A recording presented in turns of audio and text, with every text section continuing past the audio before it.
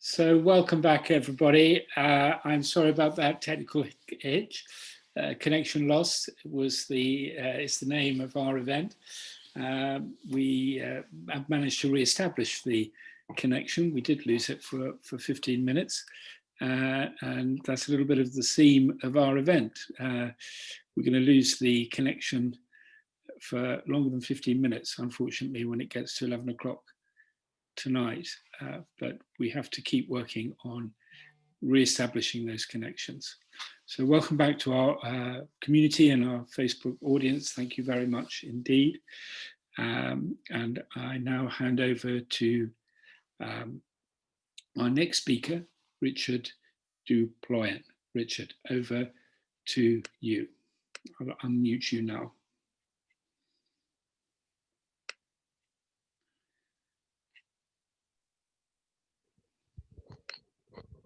Good evening. Can you hear me? Yes, carry on. Yes. Good evening, everybody. Yes, unlike some politicians, I'm to the point and I'm honest. So I'll tell you a bit about my experiences. I recently did a revision course of French in Narbonne with a private tutor. However, I first studied on the continent in the late 1960s. It was the wish of my late father, originally Romanian, the well-known director of his School of Languages and Translation Bureau in Birmingham. This was prior to the good majority in the UK to join the EU. I did 2 short courses for foreigners in Perugia, and I hope DV to return for the centenary next year. Also, the year's course at Caen University, which also allowed us to attend main lectures. Later on, I was a holiday student at Vienna University. So my formation was partially internationally. And there were cultural collaborations as well.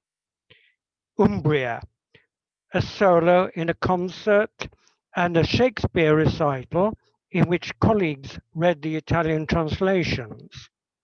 In Normandy, tours with the choir and a British music hall, believe it or not, plus a lead role in an Irish comedy. In Vienna, another choir. These are some of the happiest days of my life, and I would welcome jobs performing on the continent. We shall see what European privileges remain and other disadvantages occur after today.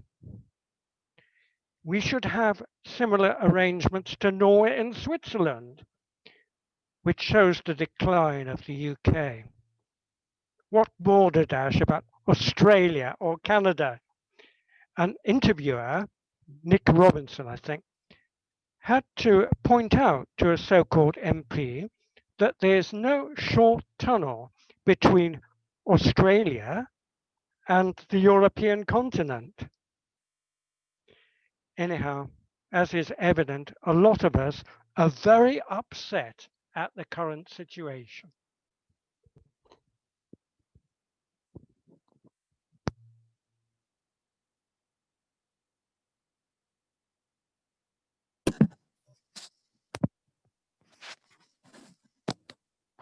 Hello there. I'm assuming everyone can hear me all right. I don't actually have Facebook open at the moment. It's all good, Jakob. Carry on, please. Fantastic. Thank you. So a very brief summary of my life up until now. It's not particularly long, but it's good enough, I suppose. I've grown up in the south of England, as you might be able to tell by my accent, and I've always been very privileged to have a grammar school upbringing, and I haven't exactly struggled in life. So I can't say that leaving the European Union will be the biggest impactor on my life, not least because I'm fortunate enough to be a dual national. I have a German passport and I can get around the continent easily after Brexit. It's more for me the people who won't have the opportunities that I've had. I mean, being a member of the European Union has given me an opportunity to study here where I am now in the Netherlands, to study something that's my passion, both affordably and easily. It's given me an opportunity to really flourish and become a 20-year-old who I am today. It's a tragedy, really. I think I was first properly disillusioned with the Brexit argument when I was only 16. So 4 years ago, when the final vote came through.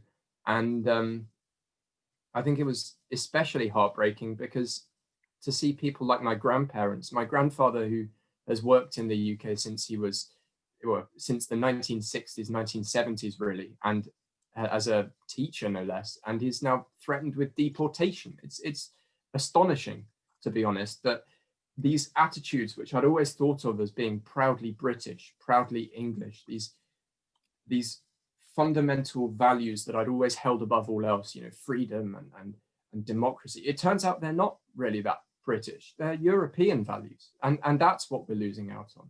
More than the freedom of transport and travel, more than the opportunity to have a cheap holiday or get some duty-free booze. It's the loss of the identity which so many young people hold dear to. To me, I think it's a tragedy, because I will struggle to go back to the UK and return to the EU with huge ease, and there's complications somewhere, I'm sure.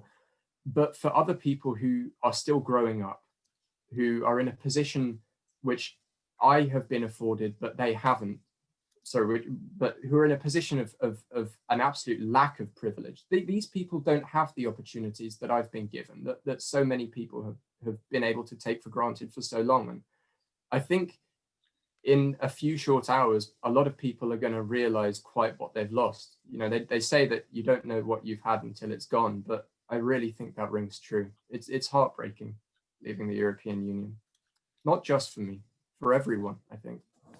Thank you.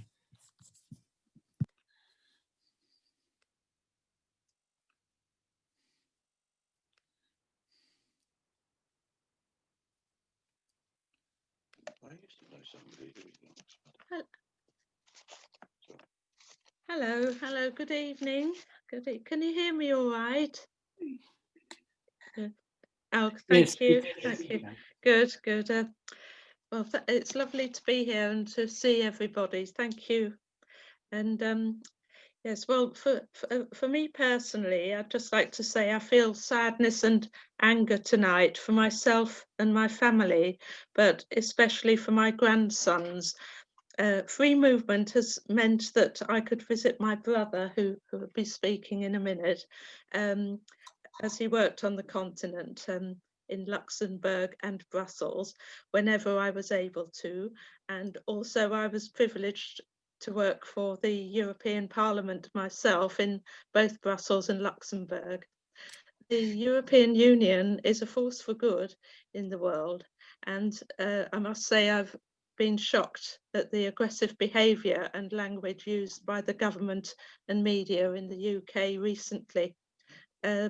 There are many people in the UK who support the EU and what it stands for and why it was set up. It's not just about trade. I will stay here in the UK to be close to my daughter and my grandchildren, but I will continue as a member of a grassroots group called Leads for Europe, of which there are many groups all over the country, to continue to fight for the closest possible links with Europe in the future and try to change attitudes towards Europe in the UK as we realise what we have lost in the coming months and years. And hopefully to perhaps rejoin in the future, although I would quite understand it if the EU didn't trust us anymore. I would leave the UK and go and live on the continent, but I do not want to be far away from my grandchildren as they are growing up, and I shouldn't have to make such a choice. Freedom of movement brings us closer to other nations in Europe which in this time of global problems we need to work together to overcome. Losing any contact with Europe is a backward step. Discussion, debate and compromise is the future for mankind, not jingoism, separation and isolation. And I'll pass you over to my brother now. Thank you. Hello, it's John Fordham here. I just wanted to make a few points. I agree almost completely with what Sheila's just said, but I just wanted to make a few points. My interest in Europe started when I was a child, because my best friend was French. My best friend at primary school was French, and as soon as I went to secondary school, well, lo and behold, I had the opportunity of learning it, and I studied modern languages at Oxford and have been a translator at the European Parliament. I'll come clean now. Yes, I work there, but I'm not pro-EU and anti-Brexit because I work there. I work there because I love Europe. Europe is part of my identity, and I'm being deprived of part of my identity, which is just as strong in me as my identity as a Brit and as an Englishman. And I bear tremendous resentment to a lot of people who are spouting xenophobic and jingoistic lines when it comes to, well, I've even heard the word Johnny Foreigner used, which I think is the most appalling language. Anyway, I study Spanish. I have studied Spanish, and I learned Italian in Italy. I taught English there for 5 years, mostly in the north, but the south as well. This is something my sister brought up just now. What really annoys me and grieves me is the fact there will be fewer opportunities for young people to study abroad. Travel broadens the mind. The ability to study abroad broadens the mind. And that's something which is being taken away from a whole generation of Brits. I've already mentioned the rise in where I live in Yorkshire near Hull. I was actually called a traitor to my face because I had worked as a translator at the European Parliament. That's how strong prejudice lies in some parts of the country. And I don't know what to do to shift that.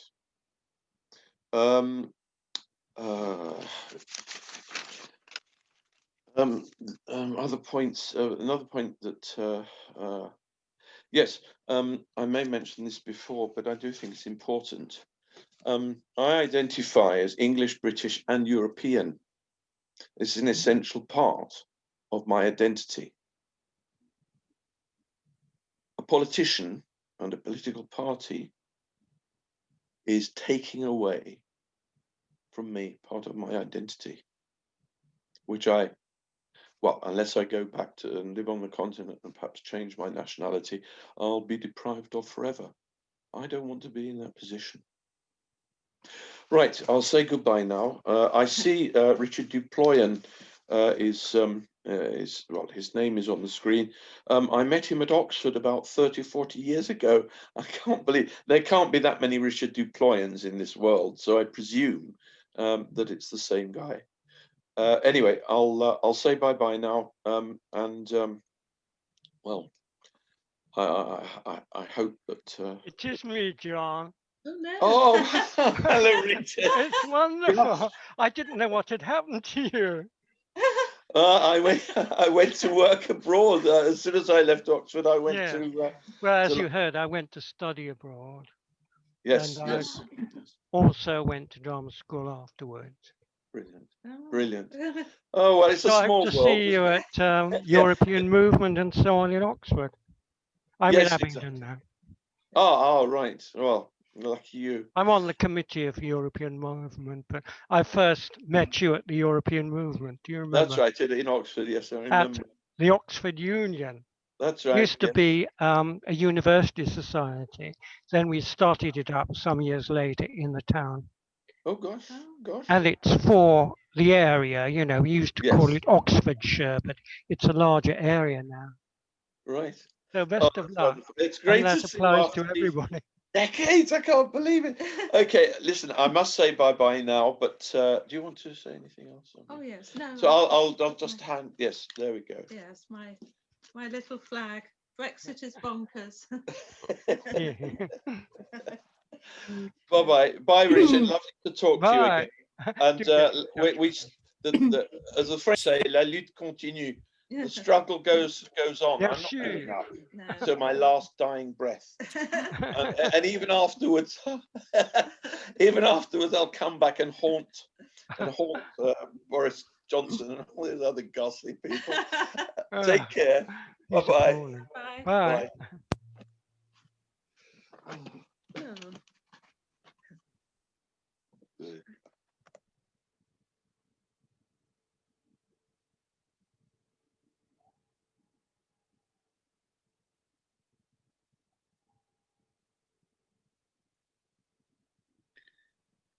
Karen, welcome.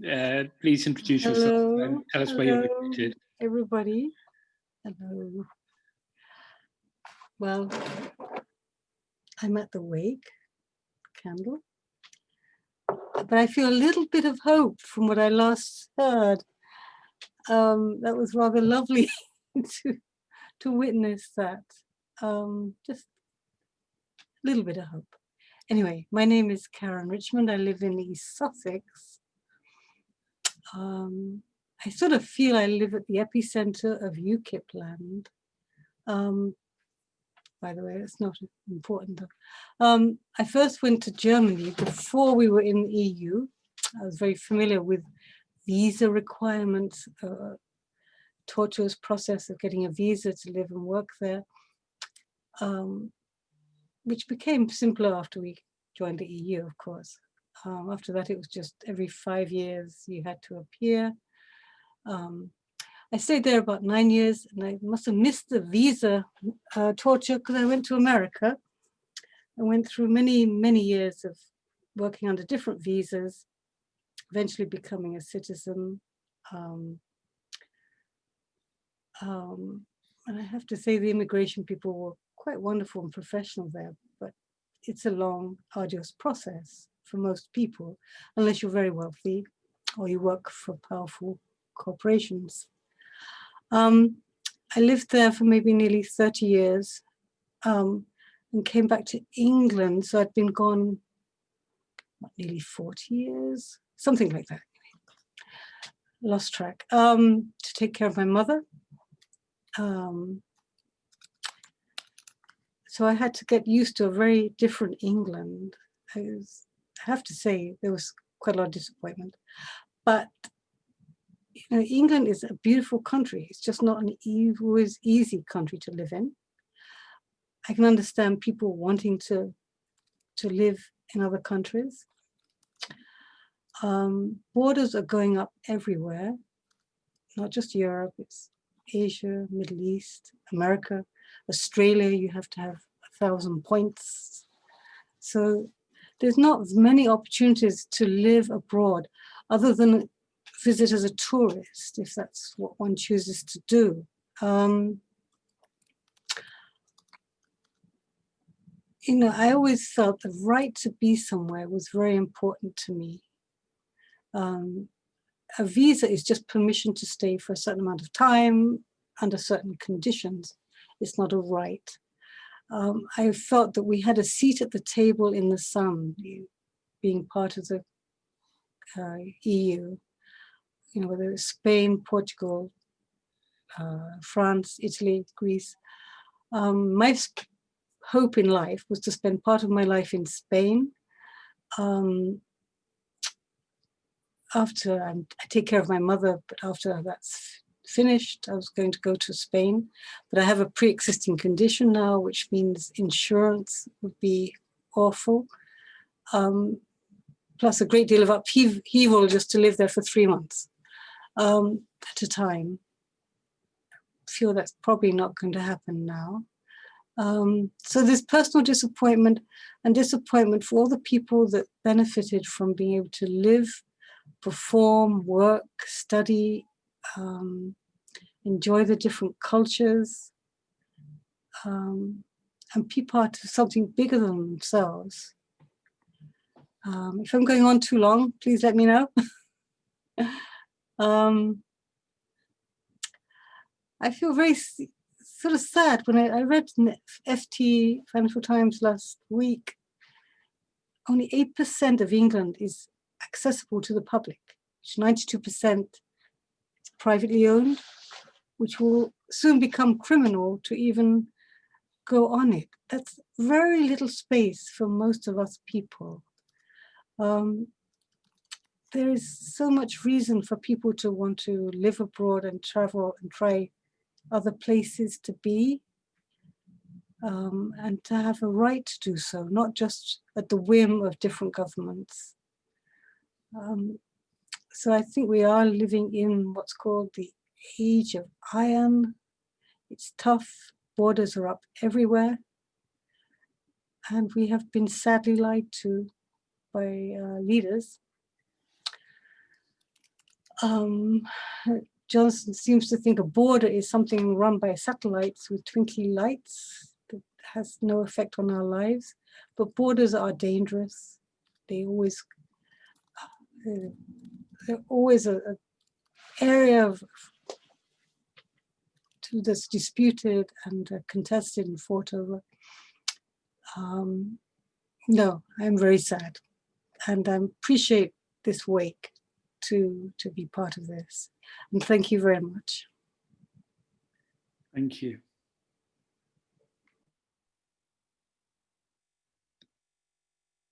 Okay.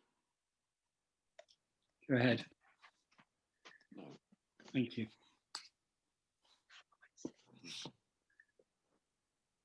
All right. Can you hear me? Yep, we can hear you, Richard. Please, Richard, we can hear you. Aidan, please go ahead. Thank you. Okay. Well, my name's Aidan O'Rourke, and I teach languages, and I take photographs and write articles, and currently building a YouTube channel. Might talk a little bit about that later. But I was first generation Irish. My parents came from Southwest Ireland, County Limerick. I grew up in England. So as a child, I had a bit of an identity crisis, because on the one hand, I was living in England, but on the other hand, I was the child of Irish parents. So that was a kind of part of my psyche, is this dilemma of, am I English? Am I Irish? When I went to Ireland, I didn't feel like, because I have an English accent, I wanted to be like them, but then I thought I wasn't. So that caused not problems, it's just part of my identity. And then I got interested in languages, and then I studied them at school, did A-level German, French, and then I went to Trinity College Dublin, because I'd been there on holiday. So I had a taste of, studying at a top European university, living in a European capital. I thought it's great. I saw many of the positive aspects of the EU, and it was the early days. I was there 76 to 81. So it was the early days of Irish membership, because Ireland joined 7 years, 73. So then I went on, and what's next? Oh, yes.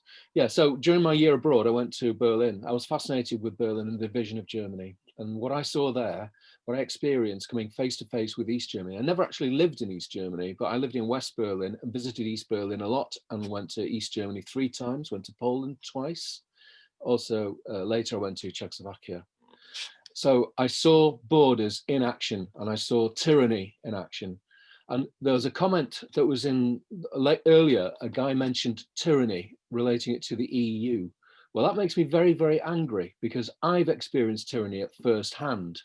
And I rode on that train through East Germany, from West Germany, the transit train, which I'm going to write about soon. And that is tyranny. A country, a continent divided, and a whole population not allowed to leave. Or if they do try and leave, then they'll be shot. And I have some friends also from East Germany with first-hand experience of all that. So I know all about borders. And so that's something I followed. And I felt a great solidarity with the dissidents in Germany and in other parts in Poland as well. And so then, of course, Then I went to taught abroad. I taught in the Middle East, I've taught in Hong Kong. So I've got experience in other parts of the world as well. I actually got married to a Filipino. We met halfway, we met in the Emirates, and then she came back here. And then I've been teaching English to foreigners, German, some French. So I'm a real kind of dedicated linguist, and I love the German language, and French is great as well, but German is my main language because I've got reached a very high level in it. And so now I'm doing lots and lots of teaching, but I've done various types of teaching over the years. So what's next? Oh yeah, going back to Berlin in '89. I wasn't able to go on the 9th of August, but I went at New Year. And I stood on the wall in front of the Brandenburg Gate along with all the others. I had witnessed it over many, many years. And I was there to actually witness the opening of the Berlin Wall. And I'll never forget stepping through a hole in the Berlin Wall next to the Brandenburg Gate, walking up to the Alexanderplatz and back again. And that, for me, that was a border had been opened up. And that was an incredible experience. So you can understand, you know, you can see where I'm going to now, that the UK is imposing artificial new borders. There's no concrete, and there's no guns, and there's no Alsatians trying to bite you or anything on the border. It's a different type of thing. It's to do with visas, and it's to do with legality. When my wife came to England, she had a Filipino passport, and that was very interesting what he was saying earlier about the value of a passport, because if you come from many parts of the world, you can't really travel anywhere. You can't travel outside your own country unless you're working. That's the only way you can do it. So when she got her British passport, it was like it opened up a whole world. It meant, well, we don't have to get a visa to go to the States, and I don't have to get a visa to travel around Europe for each country like we used to do before she got it. So now she has got to renew her passport. We've got to put the application in January. And I'm kind of dreading the arrival of the horrible black Brexit passport. She's really kind of disappointed because it seems like she had a huge improvement in her passport, and then suddenly it's all of that. You know, it's a symbolic thing as well as a practice. It's not really practical because we're settled here. We're not going to move, but it's the fact that you know you can if you want to. We have a daughter, so she will have the Brexit passport when she renews it. Terrible. I've got the Irish passport. I'm lucky because we have a two-tier country now. We have those people with Irish ancestors, and a friend of mine, the sadly gone, the late C.P. Lee, who's a music historian in Manchester. He had got grandparents from Northern Ireland, and he was able to track it all down, and he got an Irish passport as well. So that's you know, that's kind of, and it's always been part of my identity, but this time it's also a practical benefit as well. I've not been able to use it yet. I only got it in January. It came through in February. My last trip abroad was to Germany in February, and that was on the British passport, the old British passport. So I don't feel especially sad. I feel angry. When I'm angry, that's when I'm motivated. Now, I've campaigned in the past. I've campaigned about conservation in Manchester. I've done lots of campaigning work about demolition of buildings. I never imagined that you know, not only would the buildings in the city where I live, or close to where I live, would be under threat. Now the whole basis of the UK's relationship with the rest of Europe has been, the rug has been pulled out of it. So I'm now campaigning on a slightly different issue, but I'm still as determined as I was previously. But the way I'm doing it is through, as I've done in the past, I write and take photographs. So I've had my photographs published in quite a few books. I had quite an influential website. It was in the past, it's kind of in the past now. It was about Manchester, eyewitness in Manchester, and campaigned a lot. So now I want to do the same thing through YouTube, because YouTube is the biggest search engine in the world. You can actually reach, you can have influence through YouTube in a way that it's not possible through other media. And I watch every day, I watch the YouTubers like A Different Bias and Maximilian Robespierre. And then recently discovered the guy in Germany, what's his name? Mark Wesseling, not sure how to pronounce his name.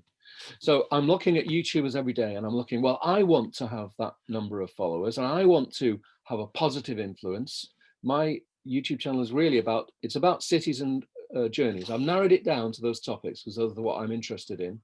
So I'm going to present educational, entertaining material with lots of photographs, lots of video clips, but the European message is kind of embedded subtly, because I don't want it to be polemical. I just want to attract a general audience. And that'll be, oh, and by the way, this is like I'm doing one about the Beatles. John Lennon's statue is in the new terminal. Oh, and by the way, the new terminal was partly paid for through European funding. And then I carry on like that, and I'll do that. Not some videos won't make any mention of the EU, because I want it to be just to paint a broad picture of a kind of international cities in the UK, cities in Ireland and in Europe and around the world, but include the pro-European message. So that's really this situation now has galvanized me to focusing on that goal. The goal is to build up the YouTube channel and gain influence like the brilliant YouTube commentators that I watch, the ones that I mentioned.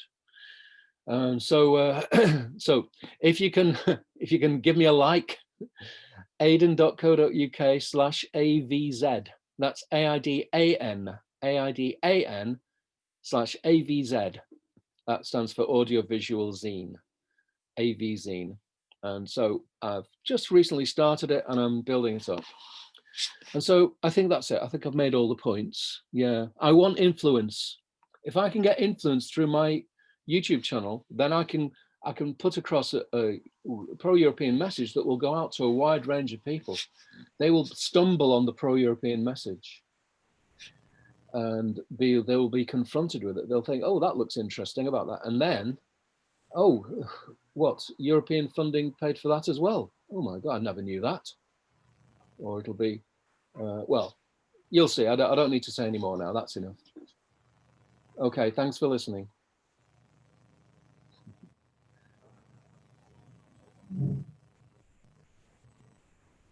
Hello.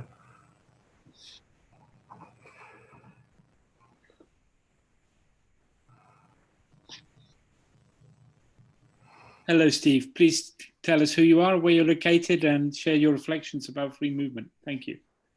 Yeah, certainly. Thanks. I'm Steve Comer. I live in Cyprus. I emigrated here about 5 years ago, and had always planned this move, and love being here. I'm quite, as an individual, I'm quite lucky in the current situation. I mean, my wife and I, we moved here. We are legal residents of Cyprus. We've now been here 5 years, so we've applied for permanent residency, and that's going on its way through the system.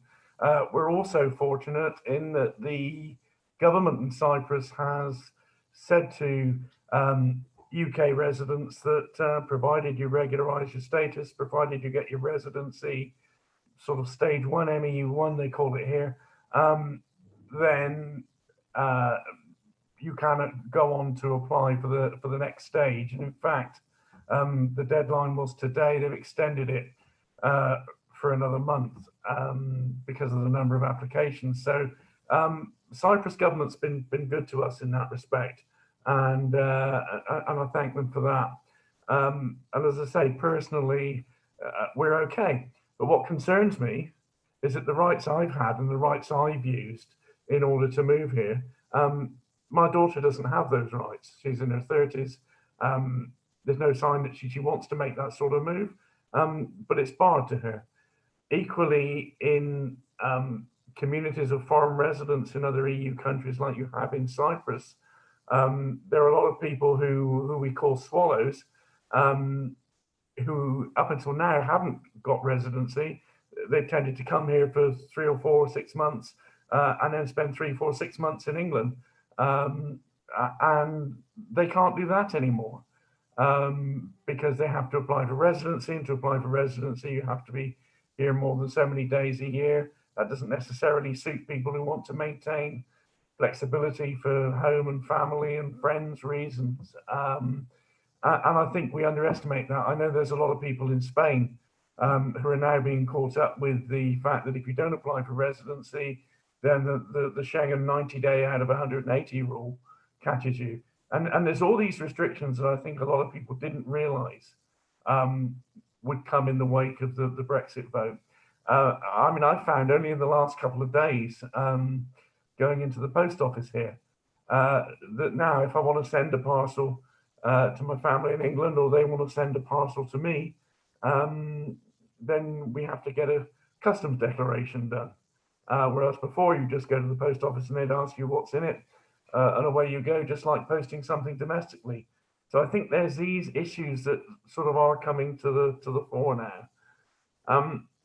But in overall terms, this is a strange day, because this is the last day of the sort of slow motion car crash that has been the Brexit process. There was the referendum itself, then the triggering of Article 50, then the leaving in January, and now I suppose we were in a bit of a phony war for a few months, but now there's the reality that this is happening. The plus side, I would say, is that I think this gives, I'm part of an organization called Movimento Insieme, which is about strengthening federal Europe and strengthening citizenship within Europe. And in some ways, that sort of integration, which we're now seeing played out with the Green Recovery Deal out of COVID, I think those sorts of initiatives might now progress without Britain being the sort of drag anchor on it. The only negative is that probably Poland and Hungary have taken the British role as being impediments to progress. But I hope that we will see movement in that direction. And if at some future point the UK, or what's left of it, wants to become part of it again, then the opportunity is there. But certainly I would like to see that move happen. The other thing I have some optimism about, I don't know where the various court cases on citizenship are going, but I know there are several of them. And a while ago, the idea of associate citizenship, European green cards, or whatever, various ways of putting it, but these seem to have some traction. And I hope MEPs and the other 27 countries realize that there are a lot of us who are British citizens who are pro-European. We didn't want to have our citizenship taken away from us, and we want a way back. Now, for me, I can get a way back in 2 years' time. After 7 years here, I can apply for naturalization. I can do that. Cyprus recognises dual citizenship. Not every country in the EU does. But I do feel, as I say, I'm reasonably fortunate. I've made the move I wanted to make in life. But, you know, I've had my citizenship removed from me, and my European citizenship removed from me without my consent. So I probably need to come to an end, and I'll just end on this thought, which is actually from a song by an Australian band called Midnight Oil from about 30 years ago. And it says this, it says, we carry in our heart the true country, and that cannot be stolen. And I think that's the sentiment for those of us who feel that our country is Europe. Thank you.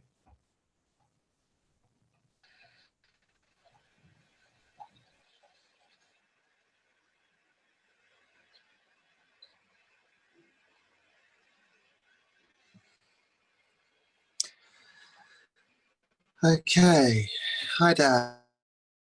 My name is Thom Jackson Wood, and I'm based in a town in Hertfordshire. It's just about maybe half an hour, 45 minutes out of London. It's called Ware. So ironically, when Theresa May said you're either a citizen of here or a citizen of nowhere, I was already a citizen of Ware. I just needed to add the no to it. But yeah, this has been a very strange night. yeah, I'm happy to go next if people are up for it. Yes, okay. Cool. So basically, a little bit about me. I'm a filmmaker. And I'm also an unusual mix of perspectives. And yeah, there's even before Brexit, I was feeling very in terms of the way that my rights and the benefits I had as a disabled person in this country were being stripped away.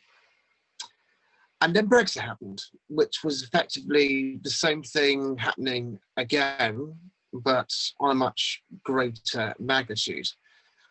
And I was reflecting on this about maybe 6 months ago.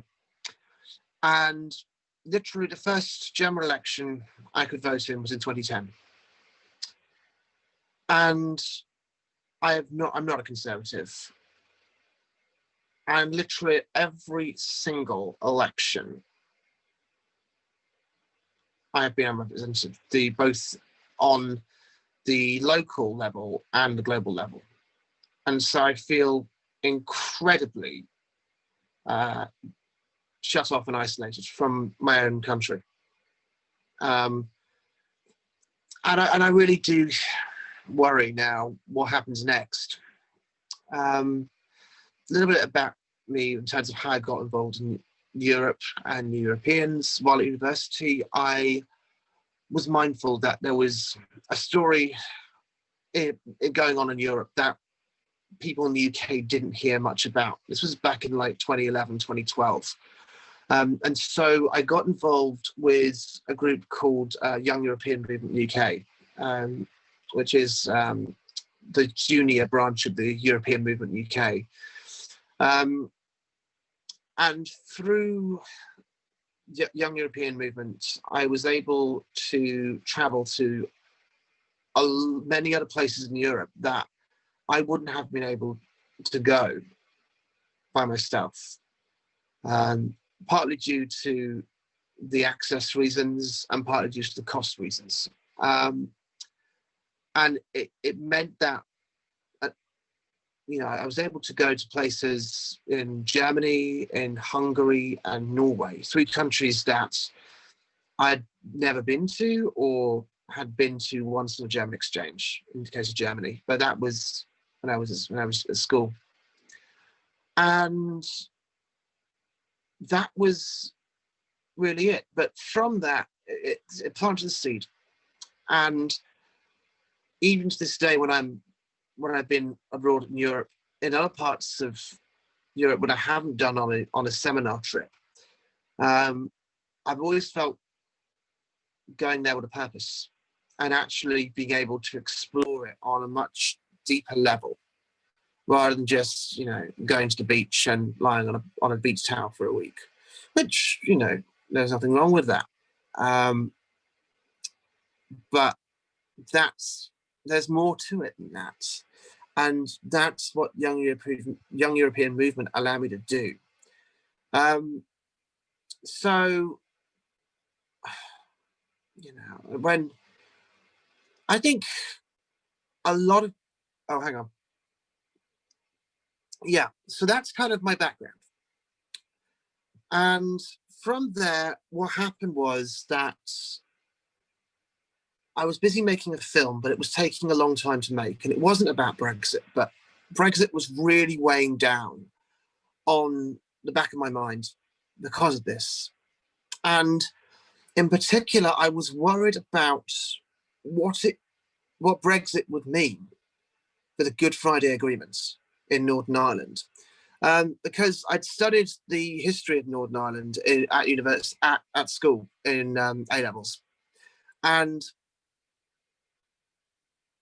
I was mindful of what happened with the Troubles, the sectarian violence, and the fear and distrust and uncertainty. And that had been, if not brought to a close, but had definitely been reached. A historic peace treaty had been reached between the governments of the UK and the Republic of Ireland in 1998, called the Good Friday Agreement, or the Belfast Agreement. And in 2018, there was the talk about the DUP being in a confidence and supply agreement with Theresa May and the government. But even then, there was very little news about what Brexit would do to the Good Friday Agreement in Northern Ireland and potential knock-on effects. And this is where I spoke to new Europeans, because in August 2018, I came up with this idea to crowdfund a short documentary film that I managed to get interest from the very well-known campaigner Madeleine Kay, known as the EU Supergirl. And I thought, yes, I think we could make something of this, because this is a big issue. But if we can find a way to explore these issues and tell it in a way which is interesting, informative, and entertaining, where people can learn something, but it's not dull. And then I went to Northern Ireland in August 2018. And bear in mind, number one, I'm in a wheelchair. Number two, I'd never been to Northern Ireland before. Number three, I've got filming equipment with me, and I was filming stuff. And it was really an initial recce, look around, get an idea of the feeling of Belfast and what had happened. And while I was there, I managed to get in touch online with Roger Casale of New Europeans. And from him, he put me in touch with Eileen who is if I get this correct, she is one of the trustees of New Europeans Ireland, and she is an amazing person in terms of working within Northern Ireland civil society, because this was, because of historical reasons and differences, the civil society of Northern Ireland is still quite fractured along British identity lines, whether people see themselves as Irish or British or Unionists, as in Northern Ireland remain with the UK, or nationalists in the sense that they reunite with the Republic of Ireland. And really, it was a sense of 2018 was coming up. It was the 20th anniversary of the Good Friday Agreement in 1998. And nobody, at least in mainland Britain, was making really any news about it. And this was, bear in mind, the most important peace treaty in British history in recent years, at least. And people just took it for granted. And that isn't even to do with Europe or Brexit, but it was then I realized that how little so many people in Britain know of their own history, both the good and the bad parts of it. And while making this documentary, I was very keen to reach out to people from all different sides within Northern Ireland. And through New Europeans, I happened to meet Eileen and Jane Morris, and also Conor McArdle, who was Deputy Coordinator for New Europeans Ireland. And being able to meet with them was really exciting. And through Eileen as well, I was able to meet an amazing woman called Linda Irvine, who is teaching, or should we say, she's providing a way for Unionists in Northern Ireland to learn the Irish language if they want to, in a way which detaches it from Irish republicanism. Because in Ireland and Northern Ireland, the Irish language has been traditionally associated with Irish republicanism. This is due to the 1916 Easter Rising, and when the Republic of Ireland became independent from the UK in 1922, that was when the border went up,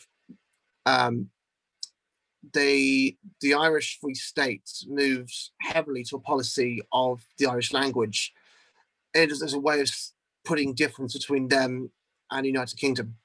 So Northern Ireland, which is still part of the UK, but a large fraction of the population of Northern Ireland would like to be in the Republic of Ireland. This is pre-Brexit.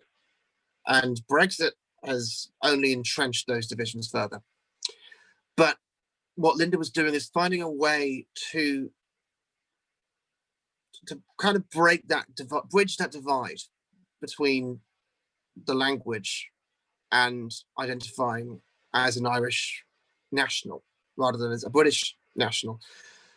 The fact is that identity in Northern Ireland is still quite a touchy subject, and Brexit again has just opened a can of worms again. So that again was to me a really fascinating piece of history which nobody knew about. So I went out and made it and interviewed Linda and Conor and Jane, and also a man called Brian Maguire, who is a journalist based in Brussels, but he is from Belfast, but identifies as an Irish national. Again, this shows you how complicated layers of identity can be in Northern Ireland, but also is quite similar to perhaps the way how in the UK people can feel British, European, English, or not, or European and Scottish, but not British, or European Welsh and maybe British, but not. So it's a real complex structure. And this is really what is happening with Brexit. It is, I come to realize that in a way, the EU was like a force of stability which held the different peoples within the UK together. And I think the first trend of that we saw was in 2014 with the Scottish independence vote. And one of the criteria that was on the Better Together campaign for Scotland to remain part of the UK is the United Kingdom would remain an international power and part of the European Union. 2 years later, the UK changed its mind. And the Scots are not happy because that was not what they were promised in the 2014 referendum. So again, I'm seeing, at least in the 2010s, the EU was actually one of the, think of it as the glue which was holding the UK together and also keeping the peace in Northern Ireland and keeping good relationships with the South. So this was really stuff that I felt people weren't hearing about. So I went out and made this film. And then that was one part of it. The other component then, because of the urgency around it, there was in December 2018, there was a big anti-Brexit campaign run by EU Flag Mafia. Now, EU Flag Mafia are a very ardent pro-European pressure group, but unlike New Europeans, the new EU Flag Mafia is more about street action in peaceful ways, but about being, these are the people who hang out off European flags off bridges. They organised the EU Proms in the Park flag handouts. And in December 2018, they organised and crowdfunded and ran the Bollocks to Brexit bus tour. The Bollocks to Brexit campaign was a very effective sticker campaign, which effectively called out Brexit for being a lot of nonsense. Because if we look at what was being promised in the 2016 referendum, the Brexit that was promised, and then look at the Brexit now we have, there is a huge difference. And up until now, it's been abstract. People are only just beginning to realise the knock-on effects of what Brexit will actually mean. And the coronavirus in a way has almost pushed this, almost like pushed the Brexit question into another situation, you know. So to wrap it up quickly, final point is that we finished the film.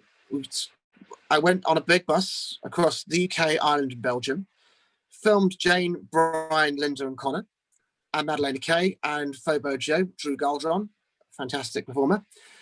We put that all into a film with the help of my amazing friend Spike O'Hanlon, and we were able to get it into the European Short Film Festival, which is based in Berlin, Germany, but because of COVID was happening online, and we were able to win Best Documentary and an Audience Award. And that has really been my hope, is that the work I'm doing will help lay the groundwork for the future. Thank you all.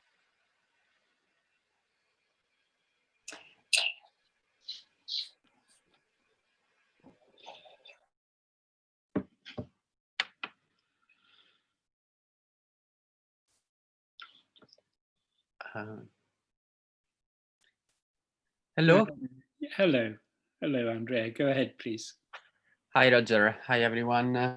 I'm here with Nina in Oxford, waiting for the lasagna to be ready for the New Year's Eve dinner. Yeah. In this house party before the end of the year. I think that's a good news that 2020 is gonna end. At least that is a good news. The rest is less good. Let's put it this way. I mean, it's great that we are here together with people that feel the loss of the end of freedom of movement, that at least for us meant that we could come to this country. I am from Italy. I am from Germany, from Hamburg. I am from Rome. And I arrived in the UK, in London, in 2009, when I was a bit younger. I came to study. I started a master, and at the time the fees were much lower because they were, well, the home fees, so to speak, and it was pre the increase in fees of the coalition government back then. So I could afford them, basically. I wouldn't be able to if it was with the new rules that will come for European students in a couple of years' time. And already that was a reason to be very sad for me, because I realized that if Brexit had happened 10 years ago, I wouldn't be here. I wouldn't have met Nina, and my life would be completely different. So yeah, I mean, it's a bit hard. And I think there's definitely going to be an impact on students for sure, but of course also on people outside of academia. And in my case, for instance, I also came here for university a couple of years later after under, and but then I stayed on afterwards, not initially having a stable job, but working here and there, and which I couldn't have done for sure. And generally, I feel we personally know quite a few of our friends are in relationships where they are from two different countries, where they met in the UK and now they live like in Germany and France, or they are still here. And yeah, and some of them have children already, and the children grow up trilingual. So it's such a beautiful thing to experience, and I feel so privileged that I got this chance, and I feel very sad, of course, for the coming generations who, or not even coming generations, just the people who are a bit younger than me who will not have this opportunity. And because I also feel, I mean, I guess Brexit is such an anti-globalist idea in so many ways, but corporations are still everywhere. We still have the same, everybody has IKEA furniture no matter where you go. However, like meeting people and actually getting to know different cultures and to see what is similar and what is quite different, that that is actually much more enriching experience than than these global corporations, which are still there. Absolutely, and it's also, I mean, if I think about, I know a bit of the Italian community here in the UK, and I've seen many people come and go in the years, and of course I know that this new policy on immigration policy affects the people who are more vulnerable, the people who are poorer, the people who don't have a clear plan, the people who will never get a contract from Italy because they still need to understand how the job market work. And these are, of course, this kind of immigration policy always hit the disadvantaged people, and that makes me sad because, of course, it's the byproduct of that vote on 2016 is basically hitting on those that are more in trouble. But I also know that I've been living here that really immigrants go where jobs are. They don't steal jobs that don't exist. They don't really drive down salary. It's quite a different dynamics, and so it's completely nonsensical even from an economic perspective. And it's a loss. Of course, I feel the loss of my British friends enormously because I mean, in a way, Nina and I are privileged because we have the settled status, so we can still travel. We still have freedom of movement for us with some minor caveats, but we can still decide to take a job and go work in another European countries. But of course, that's not the case for my British friends. And yeah, I mean, it's also these differences in rights that are created that makes it harder. And I sometimes struggle to express it with friends. And I know that it's gonna be a generation that lack an opportunity. This the thing that Erasmus was not renewed. What the fuck? Sorry for the.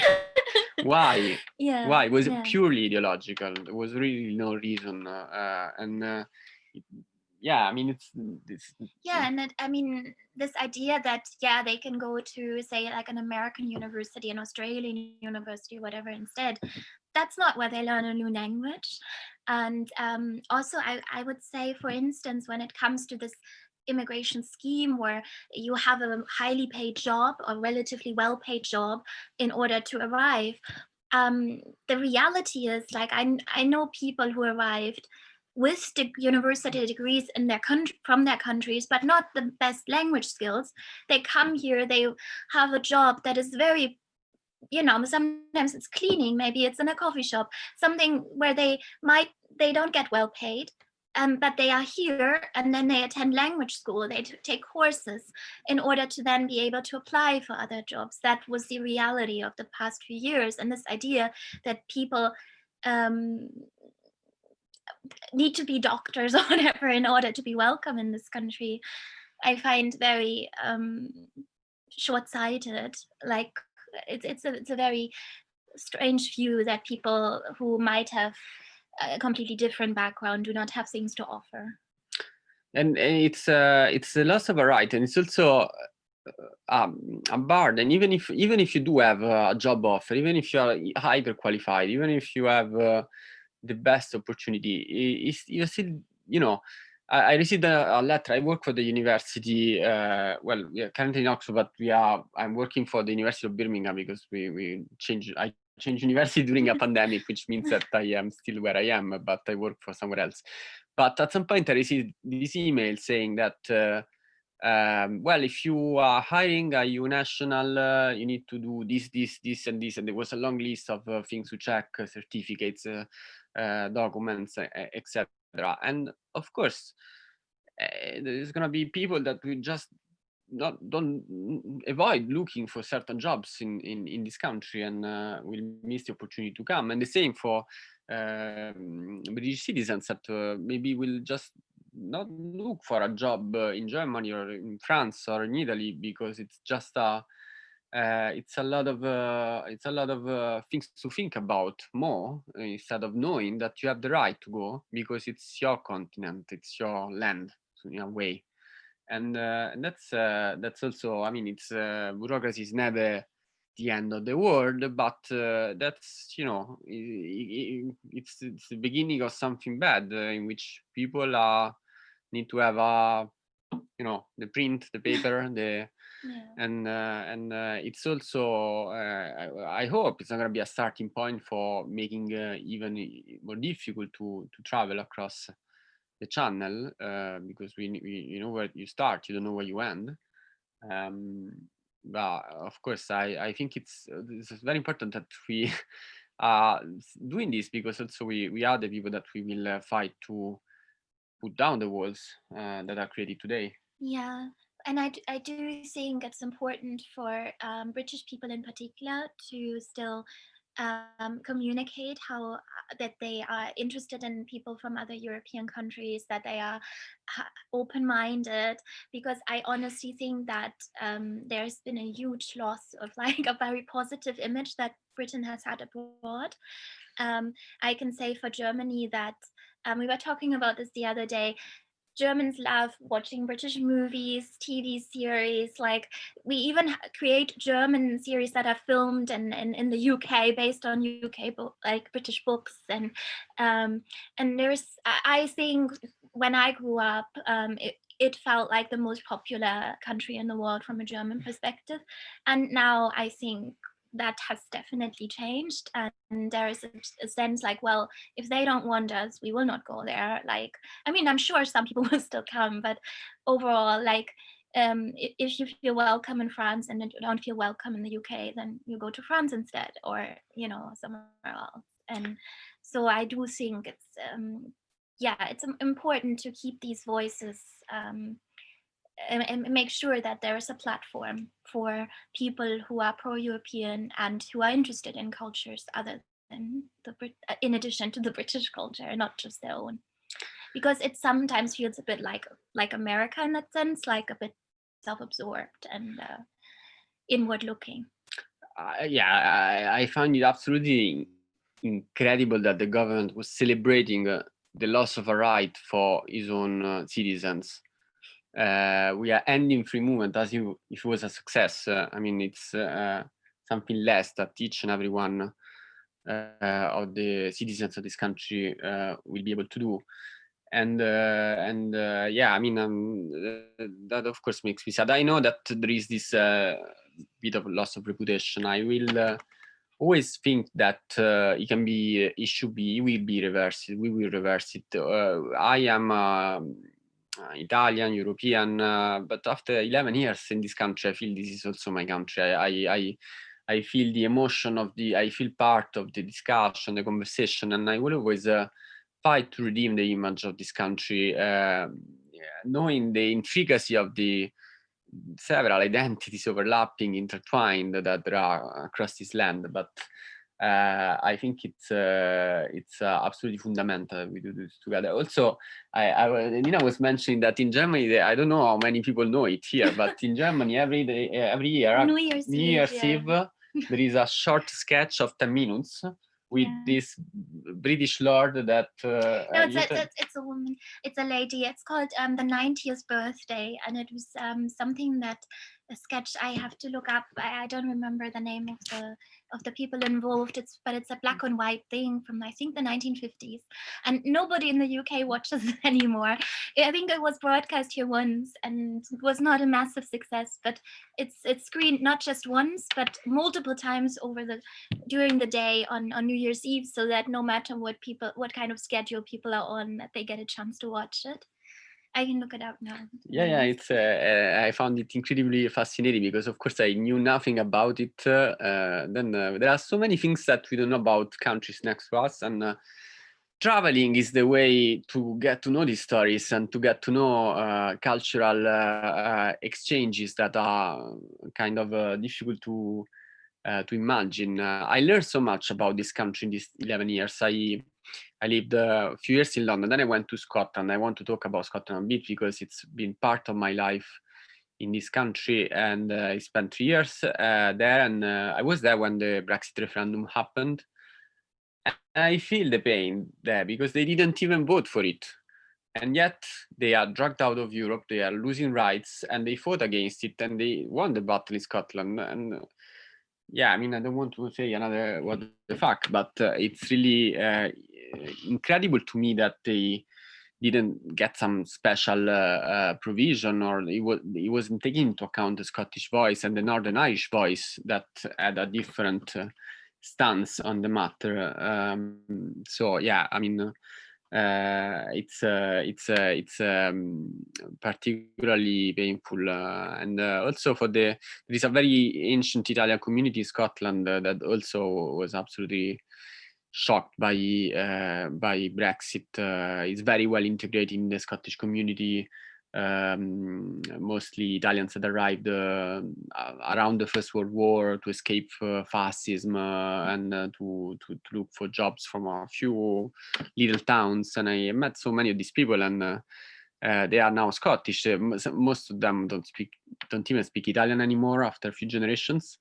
And of course, they were absolutely mobilized, and they will be sad tonight. Some are watching this live stream probably. So yeah, I mean, there is Nina, you found the yes. yeah. I found the thing that everybody watches tonight in Germany. So if anyone wants to find it on YouTube, it's called Dinner for One, and it's the British comedians Freddie Frinton and May Warden, and it's basically it's a birthday party for one person who's turning 90, and her butler is impersonating all her former friends who have since passed away. So there's a large empty table, and he's impersonating each and every guest. It's kind of funny. I watched it once. It's absolutely hilarious, and I think it's particularly fit this year because we are all stuck at home in a way or in the other. So finally, so if we want to have a party, we have to impersonate the guests as well. Yes, I mean we will now set up the table for a few other guests that are not here, but we will do our best, and yeah. I think our time is up. Yeah, I think, I don't know, we spoke a lot. I don't know if Roger, do you want us to say something more? Thank you very much. Yeah, thank you. Thank you. Thank you. And Happy New Year. Happy New Year to you, all of you. We'll all be there at the other side of this horrible moment later tonight. And hopefully it won't be dinner for one next year. It'll be all of us. Thank you. Thank you.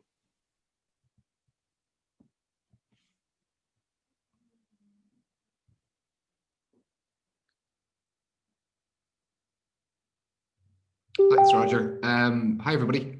So my name is Conor. As you can all tell, I'm coming to you from about maybe 2 miles from what's going to be the next European Union frontier, which is slightly concerning and a bit surreal, to be honest. You know, when I look back now on what's going to happen in maybe an hour and a half or so, in the next couple of hours, you know, for me, it's something that I've had a bit of cognitive dissonance from, naturally having an Irish passport, being an Irish citizen. But at the same time, you do have to look at it and understand and accept that the north of Ireland will technically be out of the European Union, which is something that is which is very concerning and very worrying. And I think, you know, Thom touched upon it as well in terms of how Northern Ireland and the Good Friday Agreement, etc., was very much a footnote in any discussion of the referendum. You know, it's incredibly frustrating to watch back debate about the referendum, to look at what was the main issues and the topics that were discussed about. And I think, you know, the darkest and sort of most distressing Brexit chapter for me and for a lot of people was the rampant ignorance towards peace and towards the Good Friday Agreement in Northern Ireland.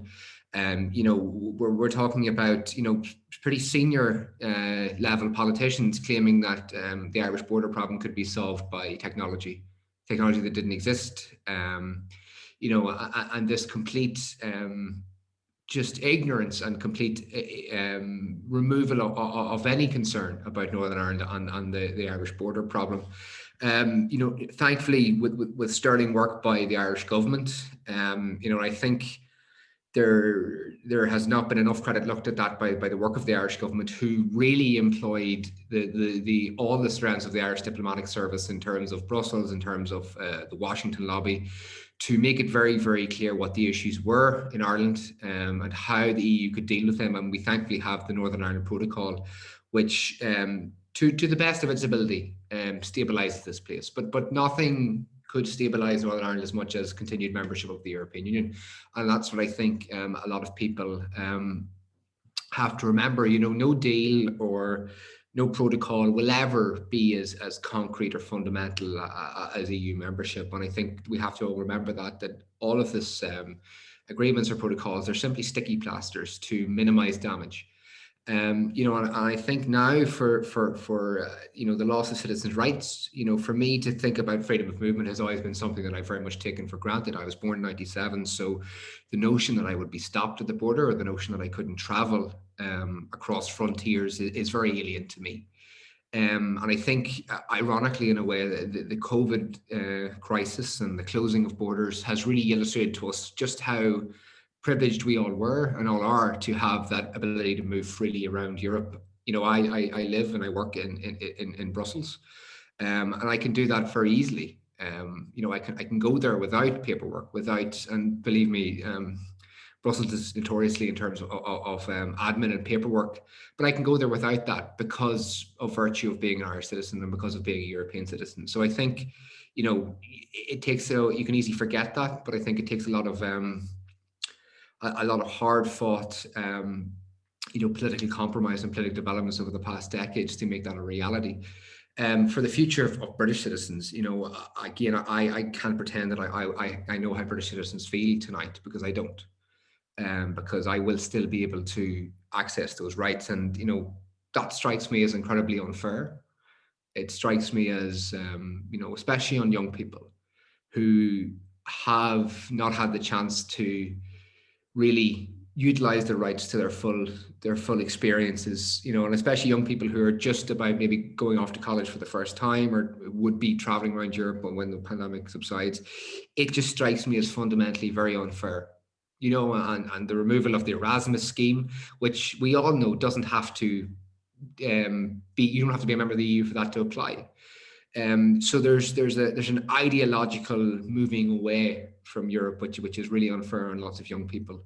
And, you know, rights are something that's, you know, and speaking as someone from Northern Ireland and about the Good Friday Agreement, rights are something that really is fundamental to the fabric of a society and fundamental to how we move forward as a society. You know, the rights that you have by virtue not of your, you know, your class or where you're from or who you are or what university you went to or what your name is, you have these rights by virtue of existing.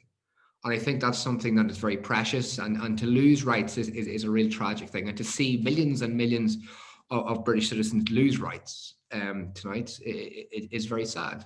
And, you know, I've always been a pragmatist throughout the Brexit campaign, the Brexit process. And I always hoped that, you know, cooler heads would prevail. And, you know, I was very, very happy when a deal happened. But at the same time, you reflect upon it and you look at, this is indeed one of the harshest deals that was expected to come out. And ironically, what you will see now in the next 10 or 20 years is probably Britain realigning itself very slowly but surely with Europe. And what you will have is the outcome of a soft Brexit. But that will take 20 or 30 years, which is sort of the tragedy of that. And at the end of the day, it is normal people who pay the price for that. So I think it's something that is, you know, the younger generation are rightfully aggrieved tonight, I think. But how do they take that anger and turn that into positive action? I think there's a couple of things you can look at. You can look at how do we engage as Europeans while outside of the European Union. You know, there's still many ways to do that. You have the European Youth Parliament, which operates in many countries outside of the European Union. And the European Youth Parliament in the UK is still going from strength to strength. You have, you know, many NGOs such as New Europeans, which you can engage with. And I think the political process in Britain is incredibly frustrating at times, as is the political process all over in any country in the world. And it can often feel like, it can often feel like you don't have an impact or a voice. But I would encourage anybody to try and engage in that on a pro-European level. And I think, you know, this isn't the end tonight of Britain's relationship with Europe. It is a new chapter, and it is a new chapter that presents many opportunities for young people to begin to realign Britain back with Europe, to understand those common values. You know, and something that strikes me as well in Northern Ireland, how we achieved sort of, you know, there wasn't a dramatic moment in Northern Ireland where we magically went from a society in conflict to a society in peace. You know, those things happen very slowly over long periods of time through minor improvements, minor agreements, incremental change, as I call it. And I think what people in Britain now have to look at is how do we incrementally make these minor movements back towards Europe to get to the stage, you know, and it will be a long time. It's not going to happen overnight or the next decade, but it may be in the next 20 or 30 years that after a number of incremental policy moves back towards a European perspective, you begin to see a realignment between Britain and the European Union, and the European Union will have developed throughout that time as well. And Britain will always, you know, no matter what happens with the deal, Britain will always be in the European Union's regulatory orbit. They will always be on the continent of Europe. So this is not the end, as it were. Unfortunately, it's a very sad beginning, but it's a beginning where you start from a place that you will agree, we'll never go back to this place again, and you will slowly but surely begin to realign with hopefully would be membership. So listen, I know it's a very sad new year, but I want to wish you all a very happy new year. And I'm sure it's been a tough year for everybody, but I really hope 2021 will hold something better. And thanks very much, and very happy new year to everybody.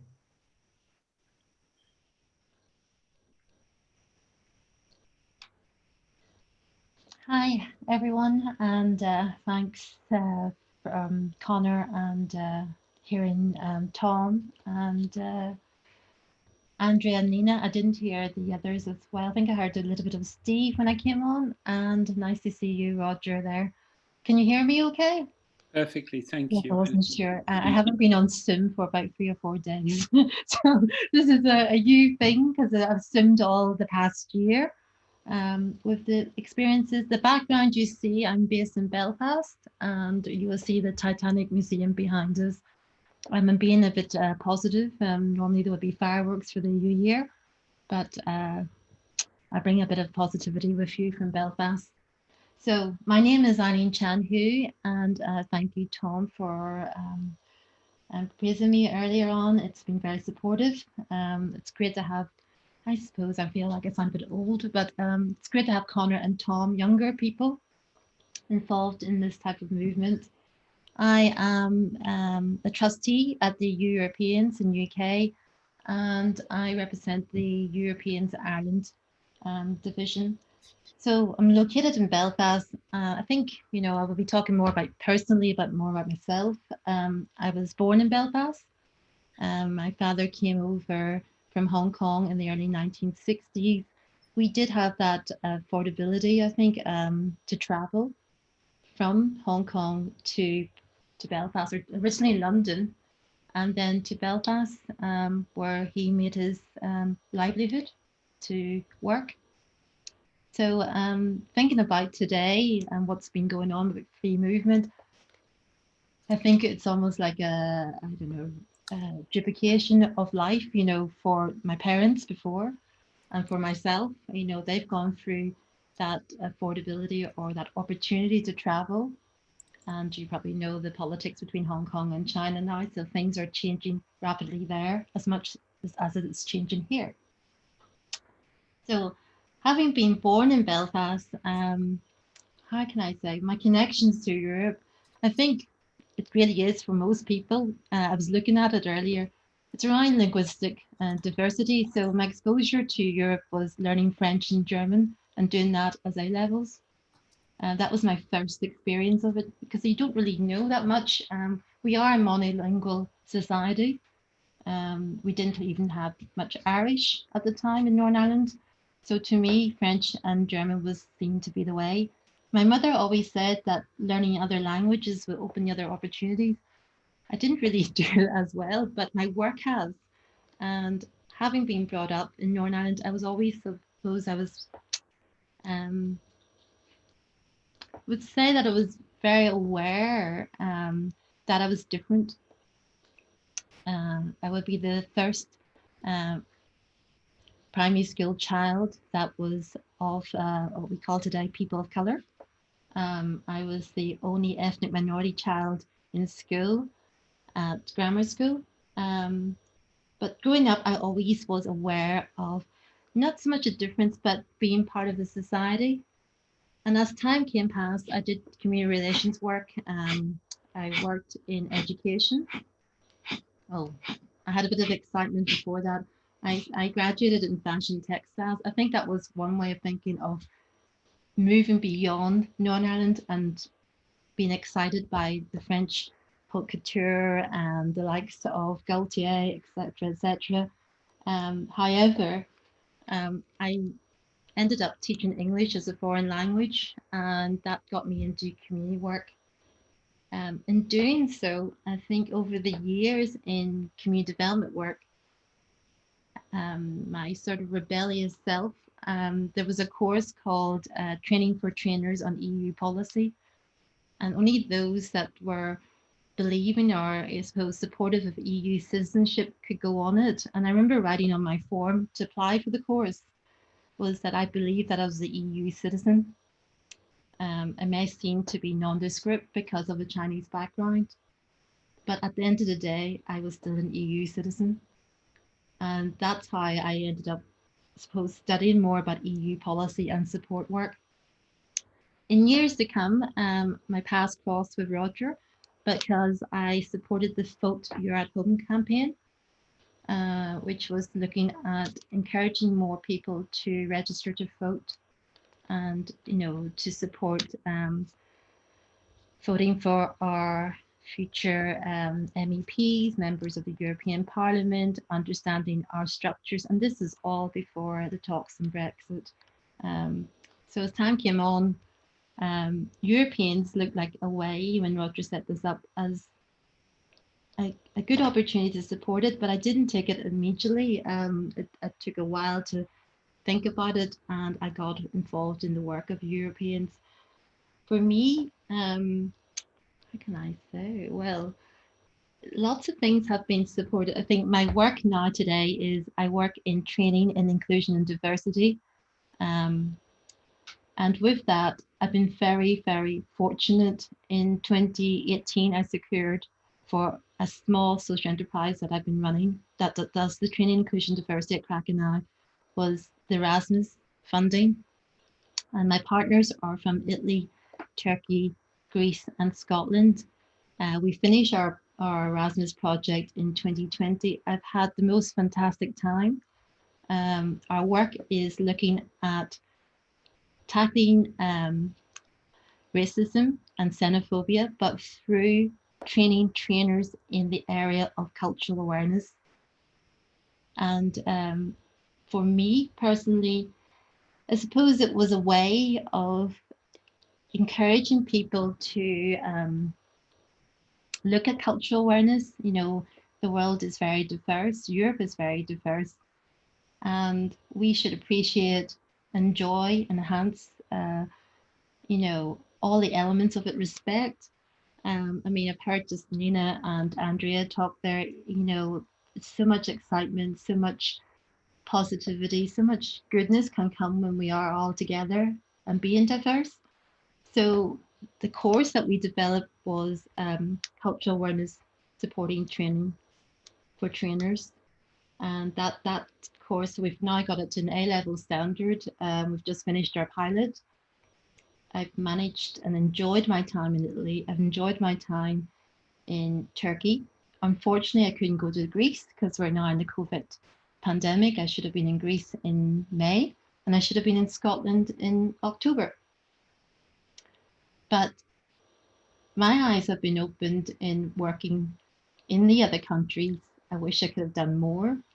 And I think, you know, there's so much that we've had. So Erasmus is one of the things, but fortunately for Northern Ireland at the minute, I think it's been talked about, is that Ireland is supporting our Erasmus students, and also they're going to be supporting our European health cards.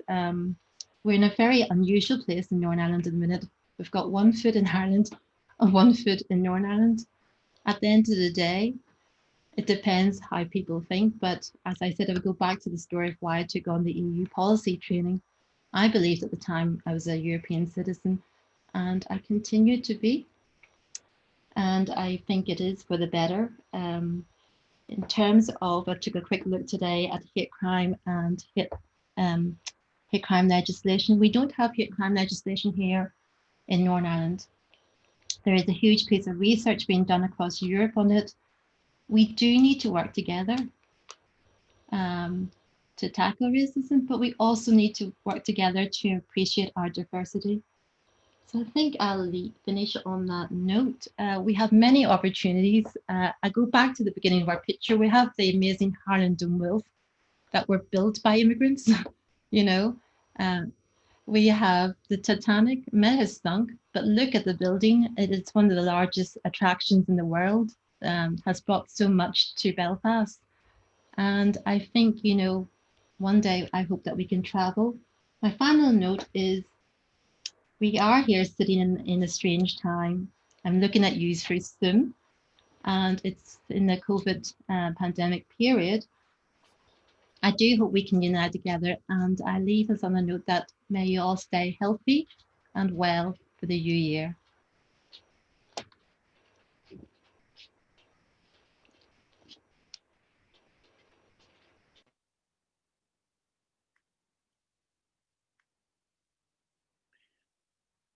Thank you, Eileen. I think we have Jamie Cooke with us. Thank you so much, Eileen, for what you've said.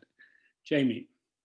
Thanks, Roger, and delighted to be able to join you tonight and join so many friends from across Europe just now. It's obviously a sad evening in many ways, but also one I think where we're trying to look ahead with some optimism after a very difficult year.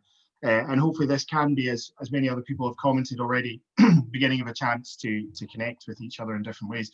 My name's Jamie Cooke. I live just outside Glasgow in Scotland, and as you can imagine, this is a very bittersweet, far more bitter moment for us in many ways here in Scotland. We've very consistently had a very strong public support for our membership of the EU in Scotland, both in the Brexit vote and ever since. And so for us to be hitting this final moment of moving out and losing the rights, the citizenship and the opportunities that we've enjoyed for so long, I think is a very, very strange and very upsetting and very challenging moment for us here in Scotland and across the UK. And I think, as you've seen from many of our political commentators and politicians here in Scotland, but also from civic society, that kind of heartfelt plea to leave a light on, to keep that door open for us, I think is one that we definitely want to reiterate to all of our friends across Europe.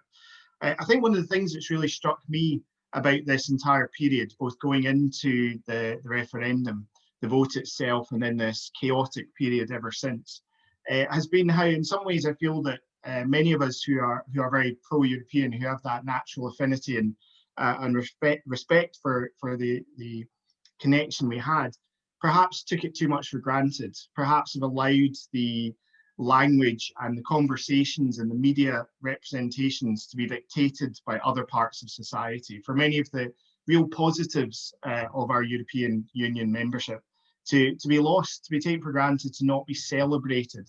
And I think that's a very important lesson for us at this point, that we need to really start to have that message of connectivity put across much stronger than it has been before.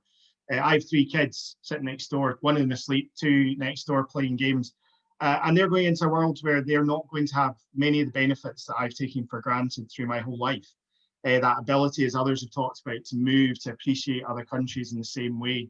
I'm very lucky in that I get to travel with a lot of the work I do, with a lot of the topics I work on.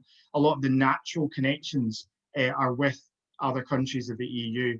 And to suddenly have that disconnect, I think really has impacted in a very powerful and difficult way. And I think in some ways it seems strange to say, as we hit this day now, that I don't think I've really started processing it fully in terms of what it will mean, in terms of what that loss will look like. But I think it does open up a space for us to have to confront where we are, and therefore how we can start to build positively out of it. I think there's no doubting that this has thrown into sharp relief a lot of the challenges that the UK faces, a lot of the language that was used to sell Brexit. I think, unfortunately, we already know wasn't based in reality, wasn't based in truth. But I think, unfortunately, we're going to start to see the harsh realities of that really start to hit home for some very vulnerable people across the UK. And I think it's important that we find a way to try and bring together the disconnects that have been there, the polarization that we've seen between different communities. I think that time of trying to blame particularly communities, maybe some of the people who sold the myths, we can maybe keep that blame going. But I think in terms of the communities who were brought along with them, we need to find the ways to start to bring them back together. I think as well, for whatever wish and hope may have been behind some of the push that led to Brexit, the UK will not stop being European. And I think it's important that we all keep that alive and well. And certainly here in Scotland, we will not stop being European. We're very proud of the fact that we are a European nation and that we will continue to be very connected and very much looking to build those relationships. And I find already that in some ways the dialogue and the openness that we can now start to have with other partners across Europe is opening up, because now that Brexit is starting to move to this final conclusion, we're actually able to have some of the conversations that have been perhaps stuck in stasis for the last few years. We had an event recently through my work with partners in Germany. It was really interesting to see the openness, the connectivity, the ambition that started to come out there about what Scotland and the rest of Europe can start to explore together. And I think critically that shows how important a group like New Europeans is, that we need that forum to continue to bring us together, to keep us talking, to keep us connected and to keep us working together. Because at the end of the day, I think some of these losses that we're experiencing, profound and heartbreaking as they are, don't have to stop those relationships and that connection that we have. So 2020 has been a horrendous year, you know, hearing before from speakers about the trips we've missed out on, the opportunities to see each other that hasn't been able to take place this year. But hopefully as we start to move into a new year, even with all the difficulties ahead of us, and we know that COVID is still going to be around for a while to come, we know that Brexit's not started to show its true bite and colours yet in many ways. But I think there is a chance for us to start to build out of it. I think there is a chance for us to start to renew that vision that we can have for a progressive coalition across Europe. And certainly I think I would be very happy to speak for most of my fellow Scots in saying that we're very keen to have that relationship. We're very keen to have those discussions going. And we look forward to building with all of you that new opportunity in 2021 and beyond. So I just want to wish you a very happy Hogmanay, as we would say here in Scotland for the last couple of hours.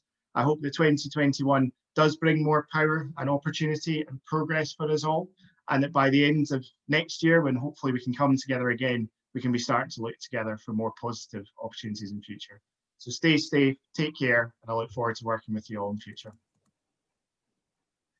Thank you very much indeed, Jamie, and we wish you a wonderful Hogmanay. It must be a different Hogmanay this year for more reasons than one, but your children are staying up for the new year. I hope they're staying up, slid in.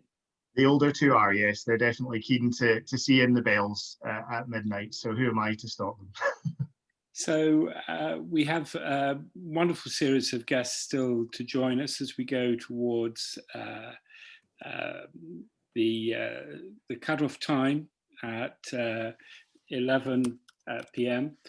And we will have Julie Smith from the House of Lords joining us very, very shortly to tell us her reflections about the sad loss of our rights to freedom of movement. We will have Parry joining us shortly from Italy, Juliet Lodge, who you may have heard being interviewed by Europeans earlier in the day, will also be joining us, Maria Spirova, and we want to continue in this vein. We mourn the loss of free movement. We celebrate the wonderful doors that free movement, our right to free movement, open for us in our personal and our professional lives. We also look to the future degree of hope, and the conversations will continue. And someone said "la lotta continua," I think, which is Italian for the fight goes on. Julie Smith from the Reader in Politics from Cambridge University and Liberal Democrat member of the House of Lords. I'm delighted is able to join us. Again, you may have heard the interview with Julie early in the day. Julie's also made time to be with us live this evening. So thank you very much indeed, Julie. Over to you. Thank you, Roger. One of the ways, or the first way that I met Roger was when I ran the European programme at Chatham House. And one of the things that Chatham House was always really keen to do was foster bilateral relations with sister institutes, but then by definition as well, with politicians, business people, academics in other European countries. And so Roger came on one of the visits we did to, I think we must have done an Anglo-Italian bilateral. And one of the things that I think over the years has been most important for me is personal relationships. That there's a tendency to think that, well, that for those who've been so reluctant to support European integration, that somehow it's about bureaucracy, it's about pen pushing. Whereas to me, Europe has always been about personal relationships, about friendships, but then beyond that, building up relations that work to enable us to do things politically as well. And for me, I think the hardest thing is going to be the fact that it's not just going to be automatic to be able to get on the Eurostar, to get on a plane and be with friends and colleagues, because for all of my professional life, Europe has been the focus of what I do, but it's also been much more than a job. It's been very much my life. That I started studying European politics by chance as a student in Oxford. I happened to read a piece on European elections, being second order elections, as a final year undergraduate. And in the arrogance of youth, I thought, I'm sure I could do better than this. Now, the piece was by Karl-Heinz Reif and Hermann Schmidt, who wrote the seminal piece on second order elections. Of course, I've never done any better than them, but it fostered an interest in European politics. And that built into academic study, following the European Parliament, and building up a whole set of networks, which have been hugely important in my personal and professional life. And that sort of network is going to be so much harder for my students to build up. That as an academic, I have had generations now of students coming from other European countries to study in Cambridge, and British students going elsewhere. And the loss of free movement is actually going to make everybody's lives much poorer, not necessarily financially, although I think there is going to be a financial loss, but in terms of the opportunities that so many of us have had. And I had the misfortune of spotting Ian Duncan Smith on the television earlier. And he said, oh, if only I were 21 again, all those opportunities for the young people. And I sat and wept, because to me, those opportunities were ones that I had when I was 21. Ian Duncan Smith could have had when he was 21. The opportunities simply to move, to study, or to be on holiday, to think that you could go and work in other places. And they were opportunities that were open to everybody. And at the moment, it's quite difficult to think how we're actually going to keep the relationships that we've had over the last 40 or 50 years engaged, and how as British people based in the United Kingdom, we can keep on doing what we have done and ensuring that young students and school children are actually going to be able to have some of the opportunities that we've had. And over the last couple of days, I've had people saying, well, can you see any bright point? Is there anything positive that's coming out of Brexit? And the straightforward and honest answer is that I can't see any obvious upside to Brexit whatsoever. I don't really understand this obsession about sovereignty that has been the driver for so many of the politicians pushing for leave. I understand why some people voted to leave, but this obsession with sovereignty means very little to me. And I think the opportunities that are being lost are far greater than anything that we're going to gain. One of the things that I think is most depressing is the idea that somehow, having taken back control, allegedly, the government's then said, we don't even want to be part of Erasmus. We don't even want to allow young people some of the opportunities that some people, even those who were voting leave, will have had. And I think one of the few areas where there is a bit of an opportunity is the fact the government said, yes, we'll still stay as part of the successor to Horizon Europe. So one very small area of opportunity. What I find most galling, perhaps, is the fact that the Prime Minister's father, today, the day we're finally leaving the European Union, or we're going to move beyond the transitional period, says he's now going to take up his right to French citizenship. And for those of us who don't have an opportunity to look to a second citizenship, to be stripped of our rights as EU citizens is incredibly painful. And for me and for my Lib Dem colleagues in the House of Lords and in other parties as well, one of the things we kept saying immediately after the referendum was how vital it was to ensure the rights of EU nationals resident in the United Kingdom. We've got part of the way with that, but not really far enough. And I think there is still a huge amount of work to do, because some of the rights are going to be in place for those people who are currently resident in the United Kingdom, but there are still a lot of question marks.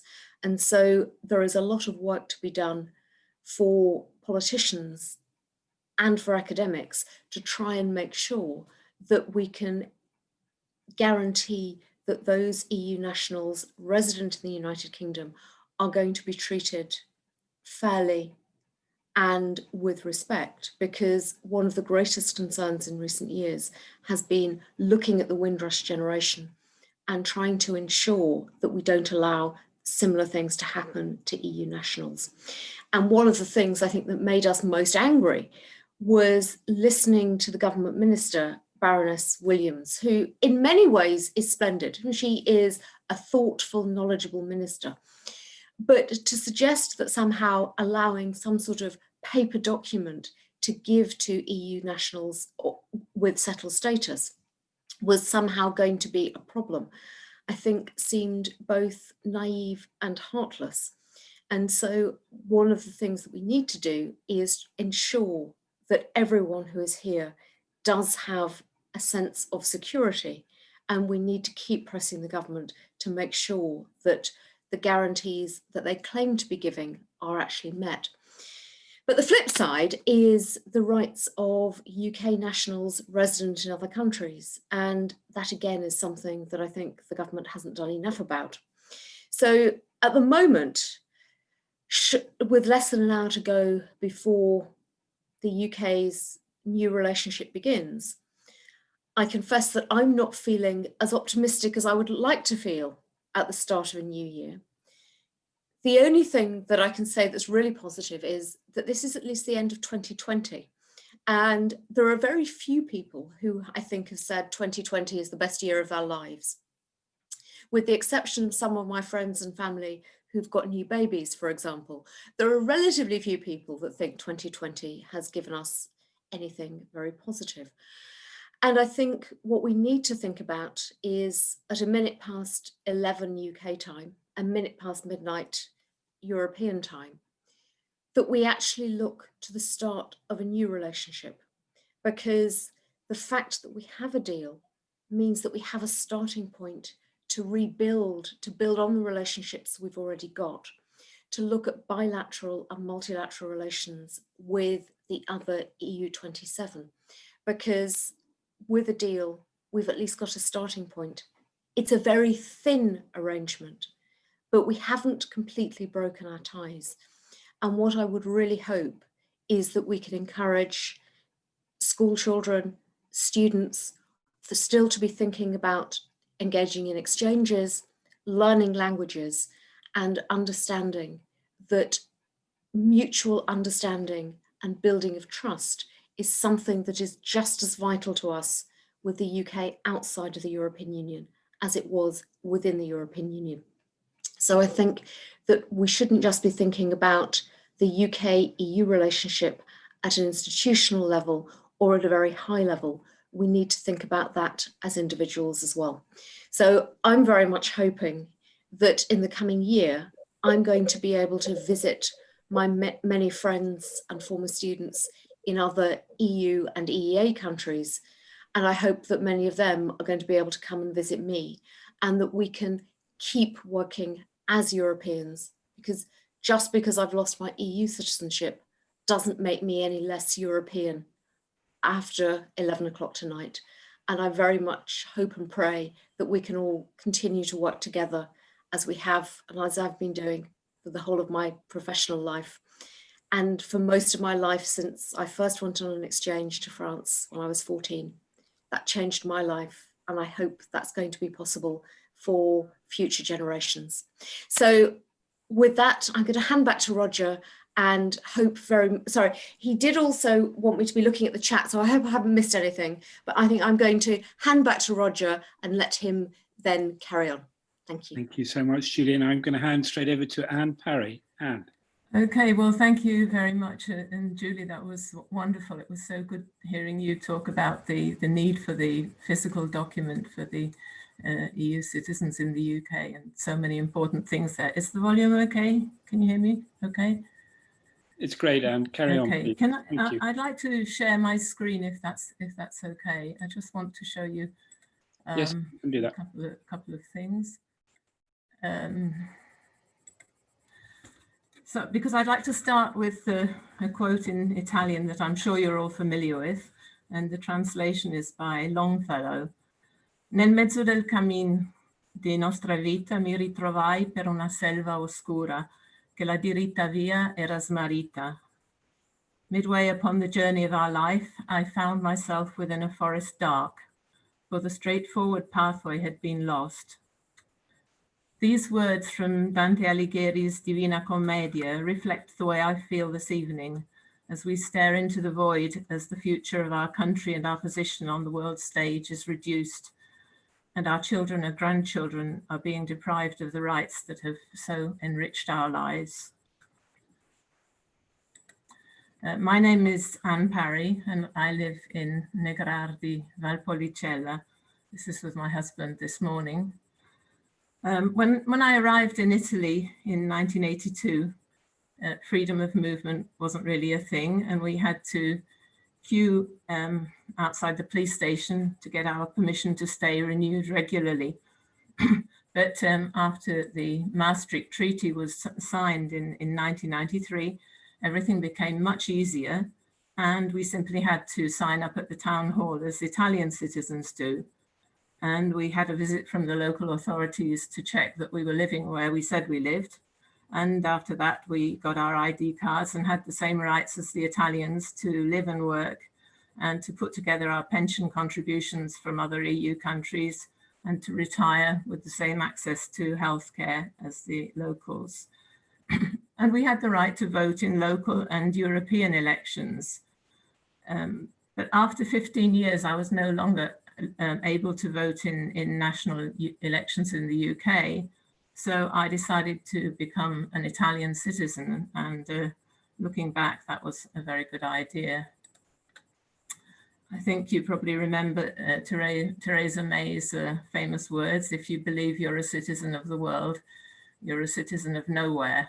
This is a little article I wrote for the In Limbo project. It was a photo I took at Lake Garda, which it was my broken bridge to nowhere, reflecting on Theresa May's thoughts. But I have the great good fortune to still be a European citizen. And so I'm very happy that my European passport still allows me freedom of movement in more than 30 different countries. Sadly, though, the place where I would actually most like to be is England, because that's where my daughter and my granddaughter live, and where I'm going to be needed in March when the next baby comes along, COVID and vaccinations permitting. So we'll be able to return to the UK for short stays, but my husband and I are both in our 70s. And if we decide we want to live near the family permanently, this will not be possible unless we make the move.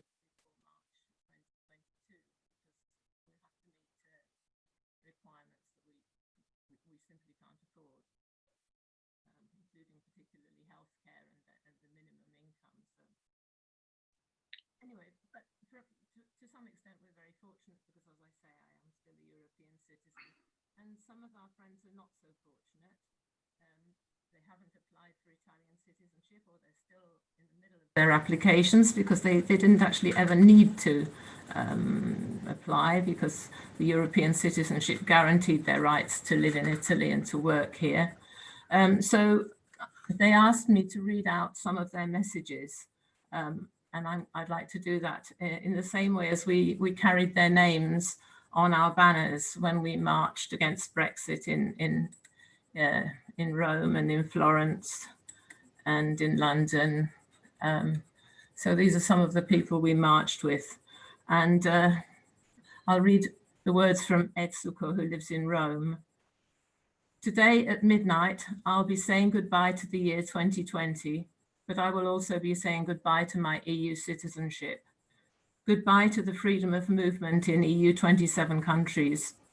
I will no longer be able to retire in Portugal as I always dreamed of.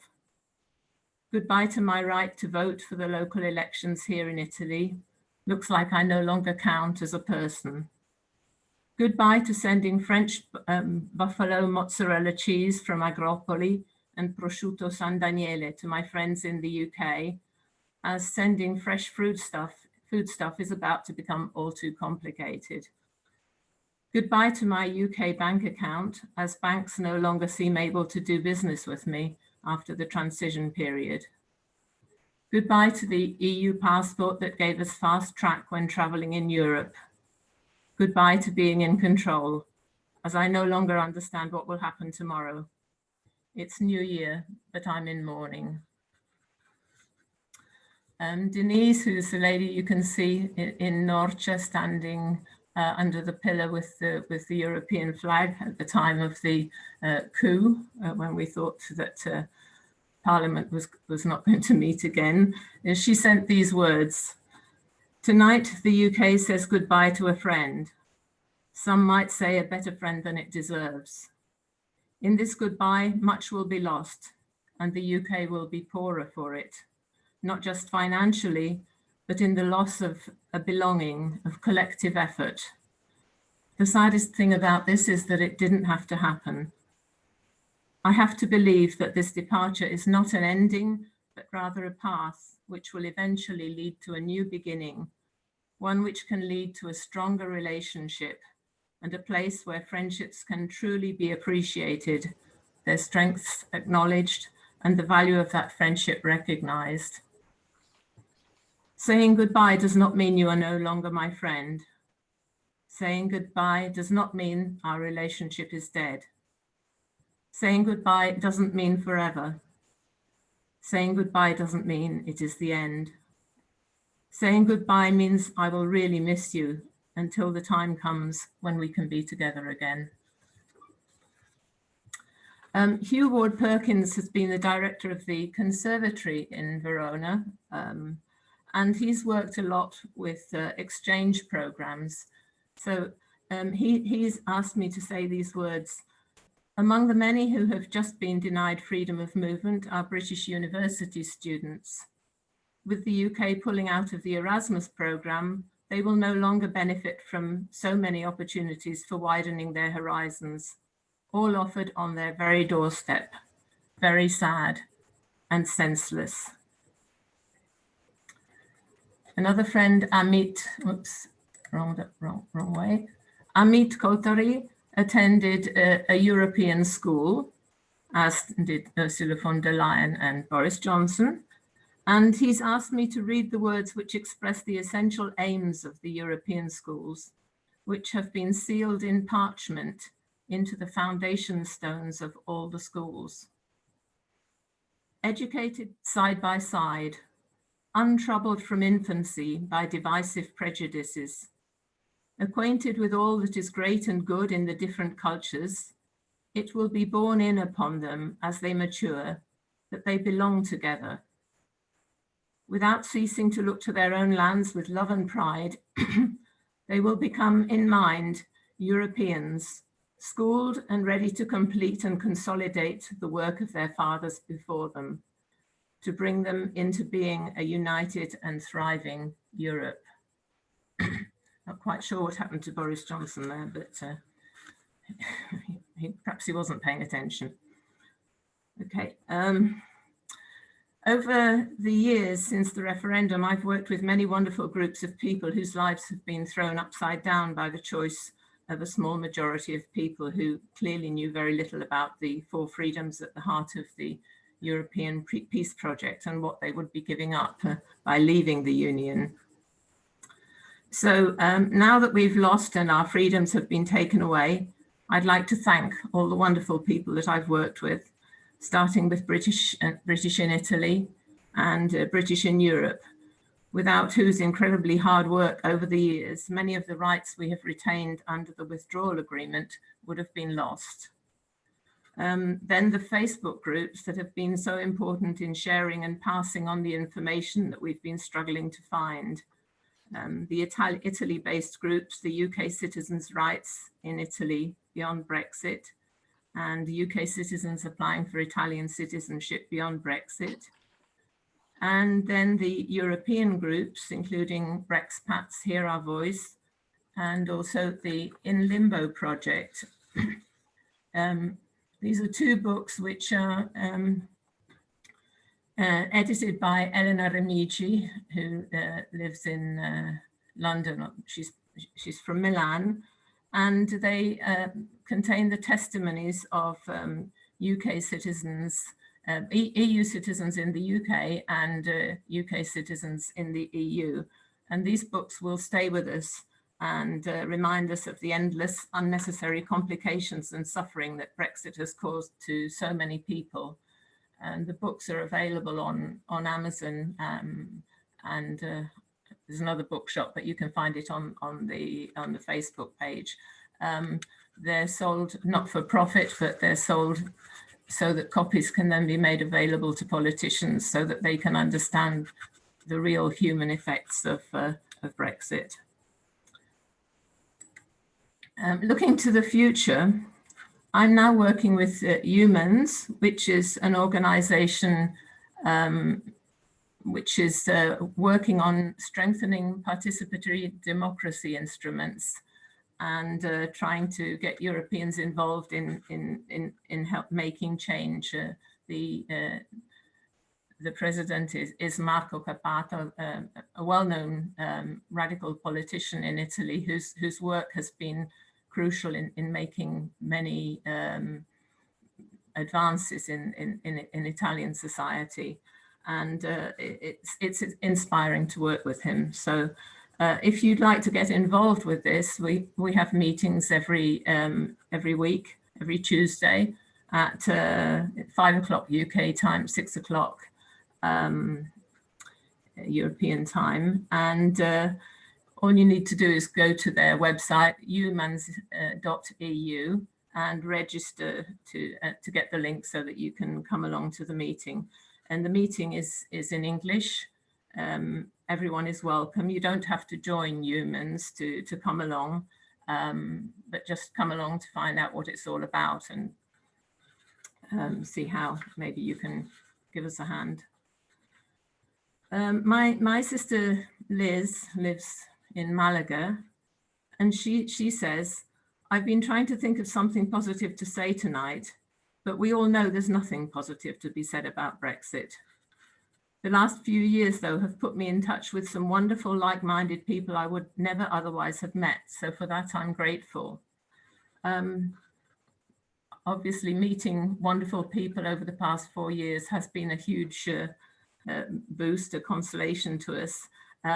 But there's been more than that. I think that many of us are so much better informed about the EU. I think before Brexit, many of us, me included, really had no idea how it worked. And so it's been wonderful to be able to learn more about how it works. I'll just stop the sharing and show you, if you can see this book. This is a book that I translated at the beginning, Why Europe, which is by Antonio Padua Schioppa, Perché l'Europa. And this was a book which was published just before the European elections, and it contains all the information that, well, a lot of which we didn't know.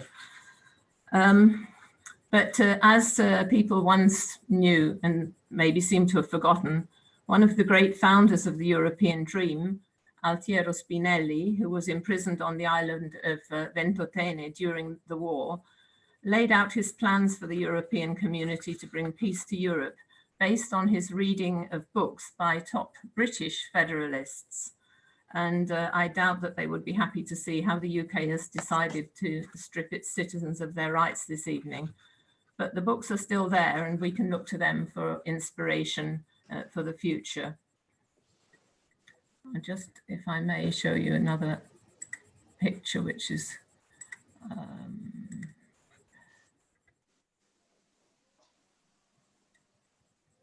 this one.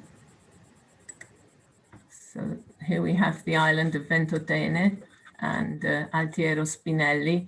The European Federalists have a meeting every year in Ventotene in September, where they run a week-long course for young Europeans who want to learn about being what federalism is all about.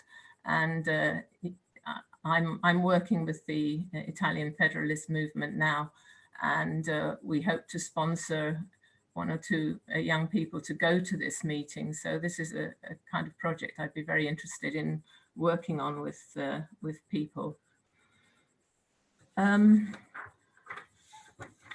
I'd like to read you another testimony by a friend, Dawn Bissell. I wonder if I have time. I think perhaps, is that okay? Okay, well, I'll go ahead. The origins of the European Union lie in the post-war years. In order to prevent further conflict, people had come to understand the importance of integration to counter the devastating consequences of nationalism. Over the years, starting with the initial vision of the founding fathers, a community of states and people came about which has indeed secured decades of peace and integration in countless areas. Our shared values have resulted in joint decisions and projects which have shaped the lives of millions of people for the better, from the economic advantages of frictionless trade in the single market to small local projects which really make a difference in communities on the ground. Cooperation in fields such as security, research, culture, infrastructure, and food security has bestowed upon us protections and benefits that we would not otherwise have had. The opportunities afforded to us by freedom of movement in terms of living, studying, and working in other member states are infinite. Unfortunately, this vision and this reality have been manipulated and misrepresented thanks to personal interests, ignorance, and fear, culminating in the flawed Brexit referendum. No concrete benefit has ever been put forward to justify the massive upheaval, uncertainty, xenophobia, and loss of rights that many of us have been experiencing since the referendum, in particular EU citizens in the UK and UK citizens in the EU. The economic costs of Brexit to date are astounding. Countless businesses and jobs have already been lost. The removal of EU citizenship is mourned by millions of Britons as a painful loss, imposed on us by others, often affecting our mental health. To be robbed of our identity, to be denied opportunities and life plans for ourselves and for our children is not something we are able to merely accept in the name of regaining sovereignty, something which we never actually lost in the first place. Unfortunately, the functioning of the EU has never been fully understood by many people who voted for Brexit, with many even now believing that rules are foisted on helpless British citizens by evil foreign bureaucrats. We have always had a voice, a vote, and a veto in decisions, but the lies drip-fed by the right-wing media are easier to absorb than actively Googling the EU decision-making process. I am angry and heartbroken that it has come to this, and that in a few hours, the country of my birth, my family and my friends will no longer be part of the EU family. As I watch from my privileged view in Italy, I feel just as devastated now for myself and other Remainers as I did in June 2016. Many of us did what we could to stop this, and though we have formed new friendships along the way, ultimately we have failed to make the majority see reason. Let us, however, be comforted that so many of us recognize and share the values promoted by the European Union and have found a voice. Be comforted also that various EU representatives have promised to look after our star, shown here projected on the white cliffs of Dover, and that they will keep a light on for us until we find our way home. So with those words, I'd like to wish everybody a very happy COVID-free New Year. Please keep the faith and viva l'Europa. Thank you.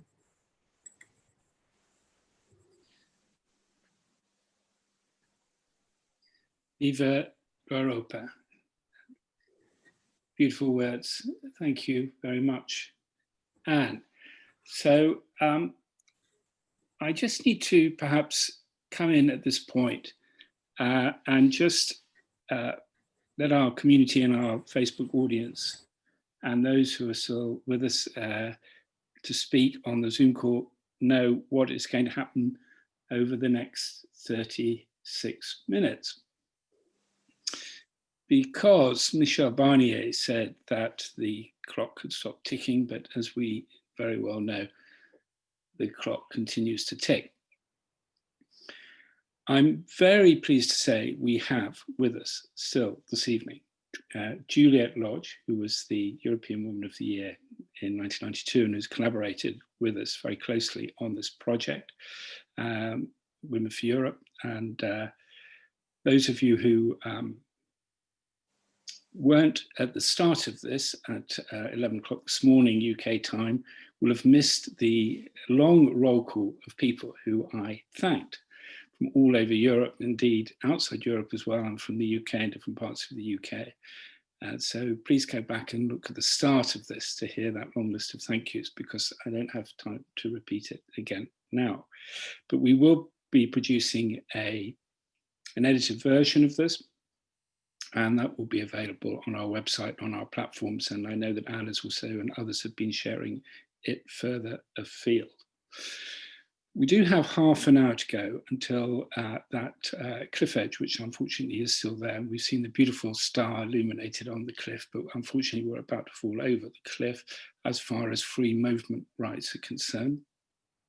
And we heard from Dmitry Koshinov, the author of the Equality of Nationality Index earlier today, about how the UK passport is going to be devalued in half an hour's time by 27%.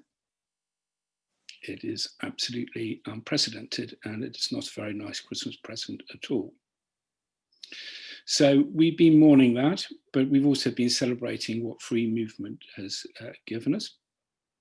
And I think we also know not only is the clock still ticking, but the long and winding road goes on, and these conversations go on, and we will all be just as much friends after 11 o'clock tonight UK time as we are now before it. But in the meantime, we have some important work to do. We're going to hear first of all from Juliet Lodge, and then Juliet is going to speak to us for a few minutes, and then she is going to, with me, I believe is the plan, read the Declaration of European Solidarity between British Europeans, all of us in Britain actually, and all of us in Europe, that we are still one family, we are still a community of values, not just of interests. So we will read the declaration to you. It's on our website, you can find it there and you can sign it, it'd be great. And then we will also put that around and get others to sign it as well. Then I am going to have the honour, but also the challenging task of summing up 12 hours of this vigil, which I will do my best to do justice to. And then I'm going to have the great pleasure of giving the final word before 11 o'clock to my very good friend and outstanding campaigner, award-winning journalist, based near Oxford, originally from Bulgaria, Maria Spirova, which I think is highly, highly appropriate. And I'll say a bit more about that in my closing remarks. And then when we get to 11 o'clock, we will have a 1 minute silence to mark the passing of freedom of movement. But don't go away, because then after that, at 1 minute past 11, we will hear some beautiful singing, including the Ode to Joy, thanks to the Women for Europe. It's not live, I'm afraid, but if you want to join in, you're very welcome to join in. And so that is how we're going to proceed. So I hope that's all very clear. If it's not, do have a look on neweuropeans.net website, where we have done our best on the connection lost page on the home page to explain what's going on. Thank you for being with us. And we now go into the half hour running up to 11 o'clock with Juliet Lodge. Juliet, over to you.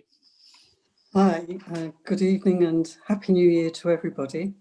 It's a great pleasure to have been involved in this project with Roger, and I'd like to thank Roger and his team for running this marathon on freedom of movement, and the loss of which has broken hearts. And I think one of the things Roger would like me to do is to say how it was that we came to write this Declaration of Solidarity, what it means to us, and how we see, to some extent, how we see this as guiding the future, because there is hope. And so if we go back to the referendum, I think our hearts broke when the result was announced, but things got progressively worse. And what became very apparent quite quickly was how people actually were pulling together against an illegitimate result, illegitimately procured, with people coming up with the most fatuous reasons that they could imagine to justify the result and to justify an agenda which has nothing to do with Europe on its own, itself. So they've been whipping up this hostility. It may have been latent, but it's been whipped out of all proportion. And I think one of the things that was really quite wicked from the outset was to suggest that the pro-Europeans were a metropolitan elite. Now, all the people I've met on marches, everyone I've talked to across Europe, they were not part of an elite by any stretch of the imagination. And a vast majority of people I felt were just ordinary people like the rest of us. My background is very ordinary. I'm the daughter of a printer compositor who happened to marry someone of European blood, brought her to England. And to me, being European has never been a question of anything other than it's natural. My own children were born Europeans, and they see Europe as their identity. And I think young people in particular have been stripped of an identity which they took for granted, and of all the kinds of things that Europe brought them through freedom of movement. So when we came to write this Declaration of Solidarity in Women for Europe with Susie Courtauld and with Kathy Wigley, who did all our graphics and really heartrending video clips, which Donald Tusk and a lot of the European politicians responded to with great warmth and sympathy when she did those, and when we had people who suddenly wanted to translate things we were doing. There was an outpouring of grief on the marches, and when we were just sitting chatting about what we should be doing, and this led to us doing this. So we are very grateful to Madalena Williams and Antonella Sands for translating the Solidarity Declaration, but also to the Pulse of Europe and people around Europe who were saying, we are having European assemblies, we are bringing people together, we are talking about Europe, both in preparation for the Euro elections, but because Europe means something, and it is concrete, but it is also deeply embedded in our psyche now. And this is why we felt we had to, we just wanted to underline what our values were, the common values that pull us together, the common values of equality, justice, tolerance, non-discrimination, working together for a better future inspired us. And for someone like me as a student, one of the great inspirations was Altiero Spinelli. There's no doubt about that. The first time I read one of his books, I was immediately grasped by a vision of humanity, which is reflected in a lot of the work of Nelson Mandela, but grasped by this vision of humanity and the idea that we can do better and we must do better, and we can do better together in a very democratic way. And when I actually met him, it was a dream come true, if you like, but it was also very inspiring. And I think what we now need to do to reintroduce hope to people is to inspire them about what Europe actually can achieve.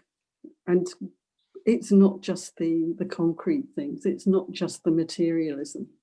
It is everything about us being part of a European family. And I think if in Britain, the Brexit campaign had not been so male-dominated and so Westminster-oriented, you would have had a very different outcome. We would have had a very different outcome, because as Women for Europe were founded, we realised very quickly that what was drawing us together were the human bonds of kinship. It wasn't, oh, I'm British, I'm German, I'm French, Irish, or from Finland or from Romania. It was a common sense of being part of humanity and being lucky enough to be in that part of the world where we actually had democratic institutions and the right to dissent and the right to go all around Europe without borders and without restraint. And so what's happened is deeply unsettling for everybody. It's a source of deep sorrow, deep regret, but also we are convinced that we've seen in the past when politicians try to divide people, ultimately they fail. Most recent examples, Belfast and Berlin. The Berlin Wall created a massive sense of injustice and indignation. And I think that is replicated to some extent in the feelings of people now. Taking away our right to be with our family in Europe. It makes us indignant, but it also makes us resist. And we will resist with hope, and we will succeed in re-establishing our European family.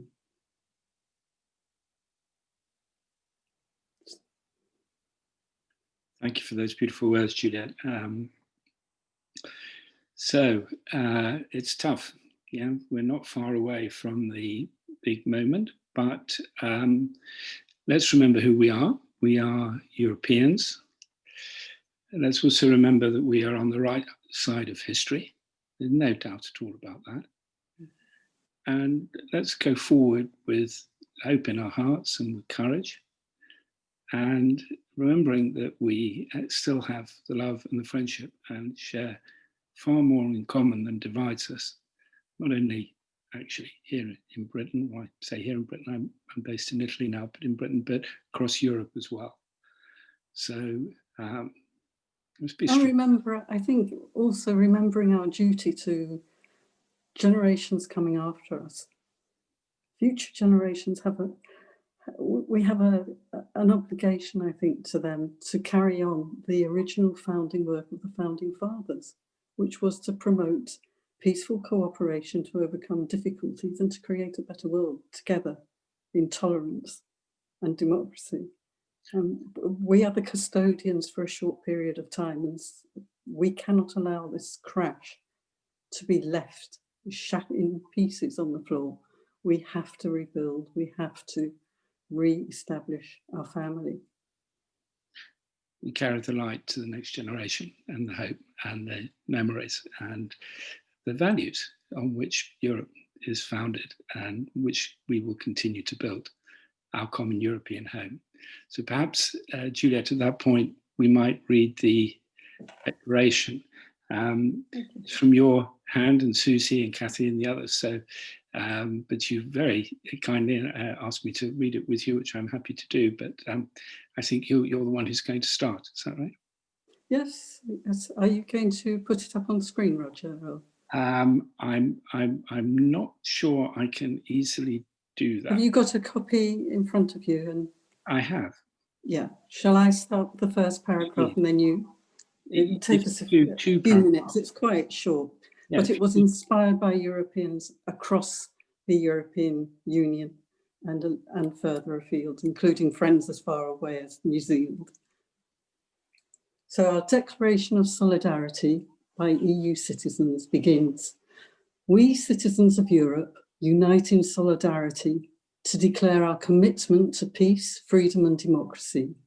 Having experienced the joys and the enlightenment that a Europe without borders brings to all generations and all people, we pledge to support the values of human dignity, mutual respect, equality and tolerance that have given us years of peace.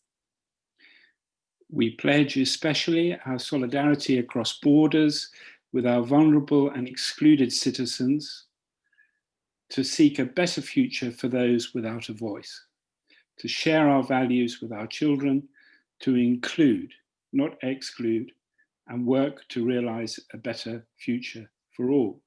We share a common vision and determination to defend and advance our Europe without borders, and oppose all who would squander the achievements of peace in Europe. We reject abandoning people in poverty and hard times. No citizen should be left behind.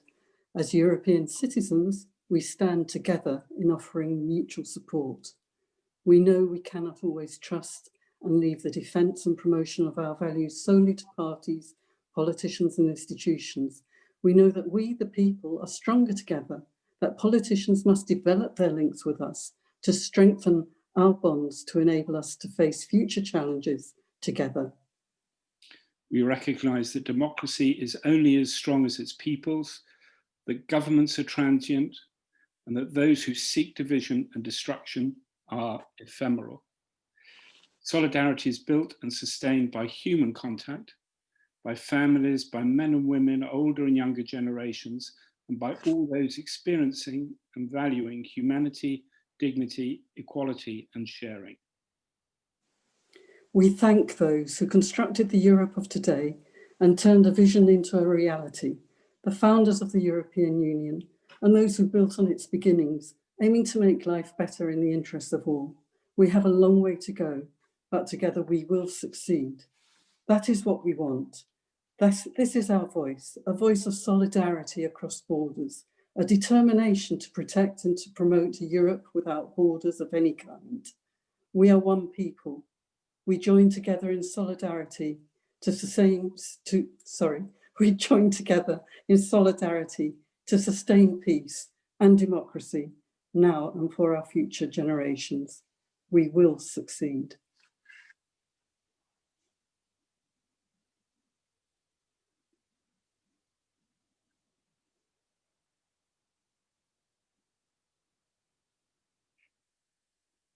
So thank you very much indeed, Juliet. And the moment that's on the neweuropeans.net website on the homepage, neweuropeans.net. You can sign it there. And we will get it onto lots of other websites, we hope, as well. We'll be able to gather their own signatures, all properly protected, so that they can keep in contact with people who sign, but that we have one running total, and we hope that that will catch fire. And at the moment, we have it in German and Italian as well. So it falls on me not to have the last word. I'm pleased to say that's going to be Maria, who I'm very pleased to see is with us there, and I hope she's got plenty of battery on her phone. Nodding, I think, yeah. So the first thing to say, I think, really is that just heard from Juliet and from me. I mean, Juliet, again, thank you so much for everything that you have done. But you know, this by no means been a one-woman, one-man show. This has been teamwork, and that's what Europe is about. It's about teamwork. It's about doing things together. It's about being a team, about being the best. Although everybody thinks they're the best in Europe, some people think they're only the best. They like to tell other people what to do. But in the end, what's important is to be the best team, to be a team. And this has been a great achievement of a very big team. And I just, everybody who's been on the team knows who they are, and I thank you. And like you're a team, we've also had moments during the day where we've had sort of technical glitches and where things have broken down, like they get, as this is going to happen at 11 o'clock. And fortunately, we've been able to restore the connection. It was connection lost, and then it was connection restored, paradise lost, paradise regained. So that, I think there's a message in that as well. I think that sort of, we didn't do that on purpose, but I think it sort of reinforces what we wanted to say today. You know, you can build bridges when they fall down, and that's what we're going to do. And I think the other thing that sticks in my mind about today is that, of course, being very emotional, and we've had tears, and maybe getting some tears now at 11 o'clock and after 11 o'clock, and that's understandable, and you know, I feel it too. We've also had some laughs. And because in the end, the story of Europe is it's about people, and we are human beings. And as part of our humanity, and I hope that you've been very moved by some of the stories that have been shared today, but you've also at times found it entertaining and funny. And, you know, that's what peace looks like, as Thom Jackson Wood told us when he made his film, A Piece of Europe, about Northern Ireland. Peace can be fun. So Juliet mentioned Berlin, and I haven't got time. You'll probably be pleased to hear to tell you my story, but I have managed to live and love and work, I think, in a lot of different European countries, and I'm in a different European country right now. And I was also in Berlin in the 1980s. I was in Berlin when the Berlin Wall came down. So that's something I saw in my lifetime. So I know that walls can come down. And actually reading the history books, I know that the Berlin Wall actually went up. It went up in my lifetime in the 1960s. And I hope that I will, I'm sure I will, live to see the day when free movement comes back. Might be much sooner than we think. I do think the long and winding road didn't just lead to Ursula von der Leyen's door, but it continues. And the thing about a long and winding road is it sometimes can turn back on itself. And so we had a discussion this afternoon about what conditions might be if Britain wanted to rejoin the European Union in years to come. Somebody said that it'd probably be in 2066, the anniversary of the Battle of Hastings. But I think we all hope that it will be sooner than that. But long and winding road goes on, the conversations go on. And in fact, at midnight tonight, there's a very important initiative organised through Grassroots for Europe and many other organisations in the UK, building up a register, the Rejoin Register. So it's always good at times like this when one feels a little bit helpless and that things are not going our way. It's always helpful if somebody comes along and says, there's actually something you can do. We've already said one of the things you can do is sign the Declaration of Solidarity and share that around. Another thing you can do is you can sign your name on the Rejoin Register. Again, details are on our website. It's not an initiative of New Europeans, we're just signposting it, and that will be open for signatures, I believe, at midnight tonight, so that we can build up a large database of people who want to rejoin. And those of us who are concerned about GDPR, I know Juliet's an expert in this. I think all of that is, you're not going to sort of be signing away any details that people would do untoward things with. I think they've thought all that through. They've learned all the lessons from before.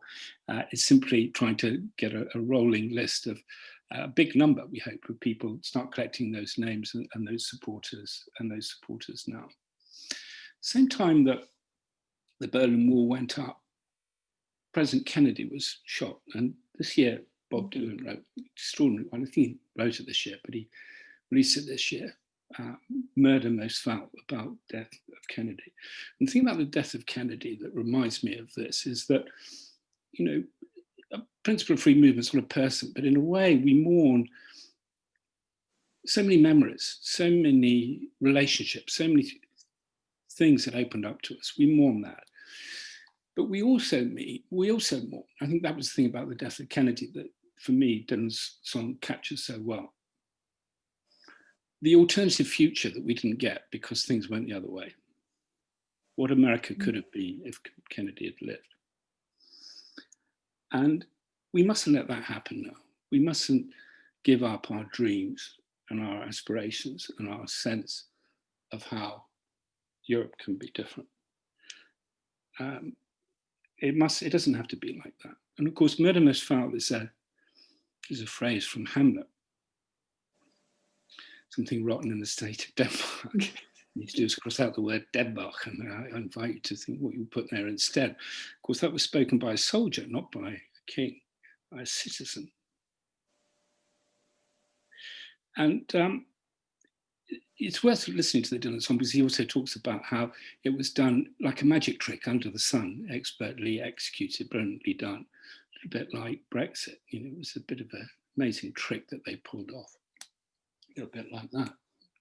You don't realize that it's happened until it's done, and that's what's going to happen this evening. We heard a lot today. Don't know what you've got until it's gone. Remember that internet searches for European Union from the UK spiked at midnight on the 23rd of June. I suspect that next week people are going to be, at long last, I mean, we started New Europeans in 2013 to try and sort of bang the drum for freedom of movement. We haven't done very well, I apologize. But I suspect that next week there will be more interest in what freedom of movement is than this week. We got attacked last week by the Daily Express saying, you know, let it go, let it go. You know, they think we're a bunch of, what do they call it, Ramonas or this, that, the other. I think by the time these journalists who are calling us Ramonas are on the beach and wherever it is they go on holiday next year, and they're trying to download their favourite film or football match or whatever, and they realise that their roaming charges have gone through the roof, they're going to be Ramonas too. So I think there's a lot of work to be done. And it's the end of the year. It's been a very difficult year. I wish everybody a happy new year. I wish everybody a healthy new year. But I do say, you know, there's a lot of work still to be done. Sign the Declaration of Solidarity, sign up on the register to rejoin. Yes, join organisations, not just New Europeans. A lot of them have been mentioned this evening. Humans, as the European movements, Women for Europe. Join a pro-European movement. If it's New Europeans, that's great. If it's another one, that's great. In Britain, we have the strongest pro-European movement in the whole of Europe. It's a bit of a paradox. So let's... I think the other thing we can all do is talk to our neighbours. The number of people tonight who've been saying they're flying the flag, the European flag, in their garden, or they're playing Ode to Joy full blast because they've got Brexit neighbours who've given them a lot of grief over the past couple of days, is it's very amusing. It's also very sad. But the idea that we should talk to our neighbours and actually explain, just as you've done, what the loss of freedom of movement means. And the number of people who turn around and say, I didn't know that. I didn't know that it meant that I couldn't go and buy my retirement home if I want to retire in Spain. I didn't know that I'm going to have to declare what I want to bring back from European countries when I go to a French supermarket. I didn't know I'd got to fill out parcel forms to send a present to my nephew in Ireland or in Bulgaria. So there's a lot of shocks, and we can explain. So let me finish. Absolutely, life's going to get much more difficult. I hope you can see the candles. Of course, quoting Hamlet again, to be or to be, well, it's not to be, as far as free movement is for now. But of course, what people forget is that it goes on to say, was better to, suffer the slings and arrows of a rageous fortune or take arms against the sea of troubles. We have to take arms against the sea of troubles. That's the real question. Never mind about free movement coming to an end. Let's get on with taking arms against the sea of troubles. Now, somebody who knows about that is Maria Spirova from, who's going to talk us out. And I just say, what also comes to mind at this time is 1st of January 2014, Luton Airport, 7:30, when the transition controls, when we finally got proper free movement in Europe and the transition controls came off for Romania and Bulgaria. We were supposed to be having the invasion from Bulgaria to Britain, but I mean, I'm the advance guard of the invasion of Bulgaria from Britain. I think I'm sort of halfway there. I want to ask Maria Spirova if she will kindly keep the lights on for Britain in Europe as a Bulgarian EU citizen, and just as in the few minutes remain to talk us out, and do have a look at what Maria had to say to us earlier on today on the catch-up. Maria, over to you.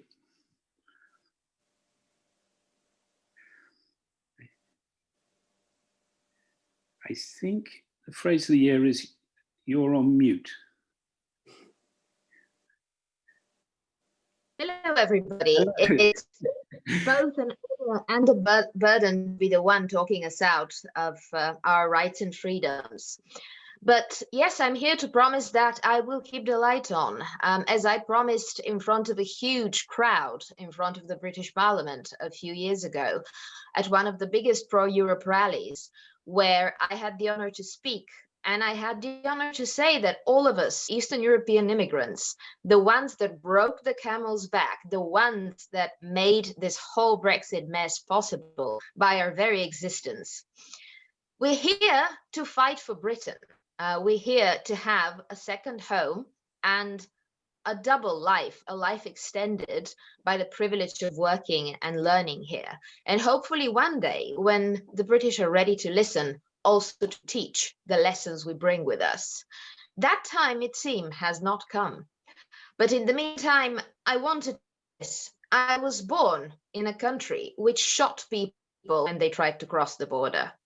And I now live a life that allows me to cross many borders, not only not fearing for my life, but with the happiness and with the freedom of being able to be an equal co-citizen to millions and millions of people in the continent, and for about 2 more minutes in this fair country. I want to make you aware that as we speak, me and mine, people from Eastern European descent, people that were the last on the boat for Europe, are running this country. They're running your Amazon parcels, they're running your hospitals.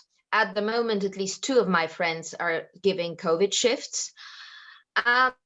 Doing everything to deserve being seen as equal to you, as being part of the European project. And I lived through times where me and mine, we were seen as the invasion that will break this fair isle. This will never come to pass. We are only here for good, in the same way in which the Brits who live in Bulgaria are there to enrich us and to let us learn from them. And we don't have time for more. The time is coming, and what is inevitable shall pass. But let you this Eastern European wisdom. In times of darkness, you don't close your eyes. You stare into the darkness and make your own sparks. We've been through a lot together, and we know that a mass folly is difficult to live through. But everybody who's ever been on the wrong side of the Iron Curtain in their lifetimes knows that what comes up will go down, and the folly will not last forever. May want to try and take Europe out of Britain, but you can't. These are united. You may want to take Britain out of Europe, but we'll never be able to take Europe out of Britain. We're here to stay.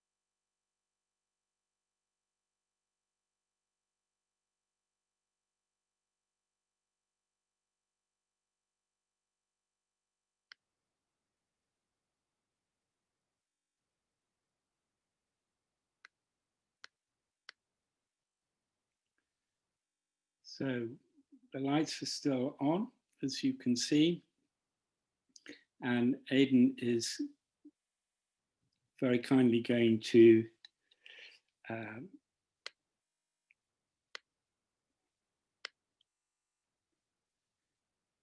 play us out with the place towards the new year, I should say, with some music.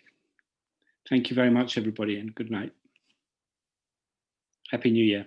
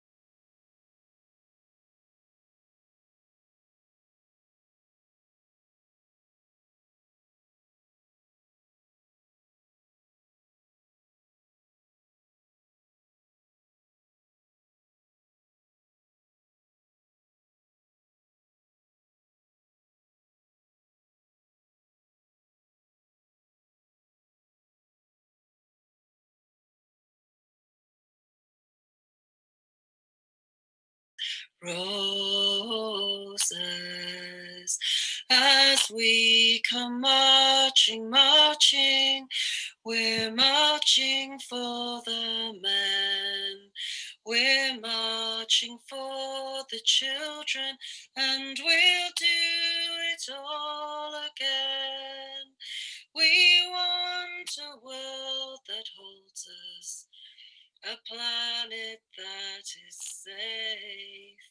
We'll keep a watch forever. Give us bread and give us roses. As we go marching, marching, we bring the greater days. For the rising of the women means that we will find the ways to seek peace and compassion from birth until life closes. Hearts starve as well as bodies. Give us bread, but give us roses. Hearts starve as well as bodies. Give us bread, but give us roses.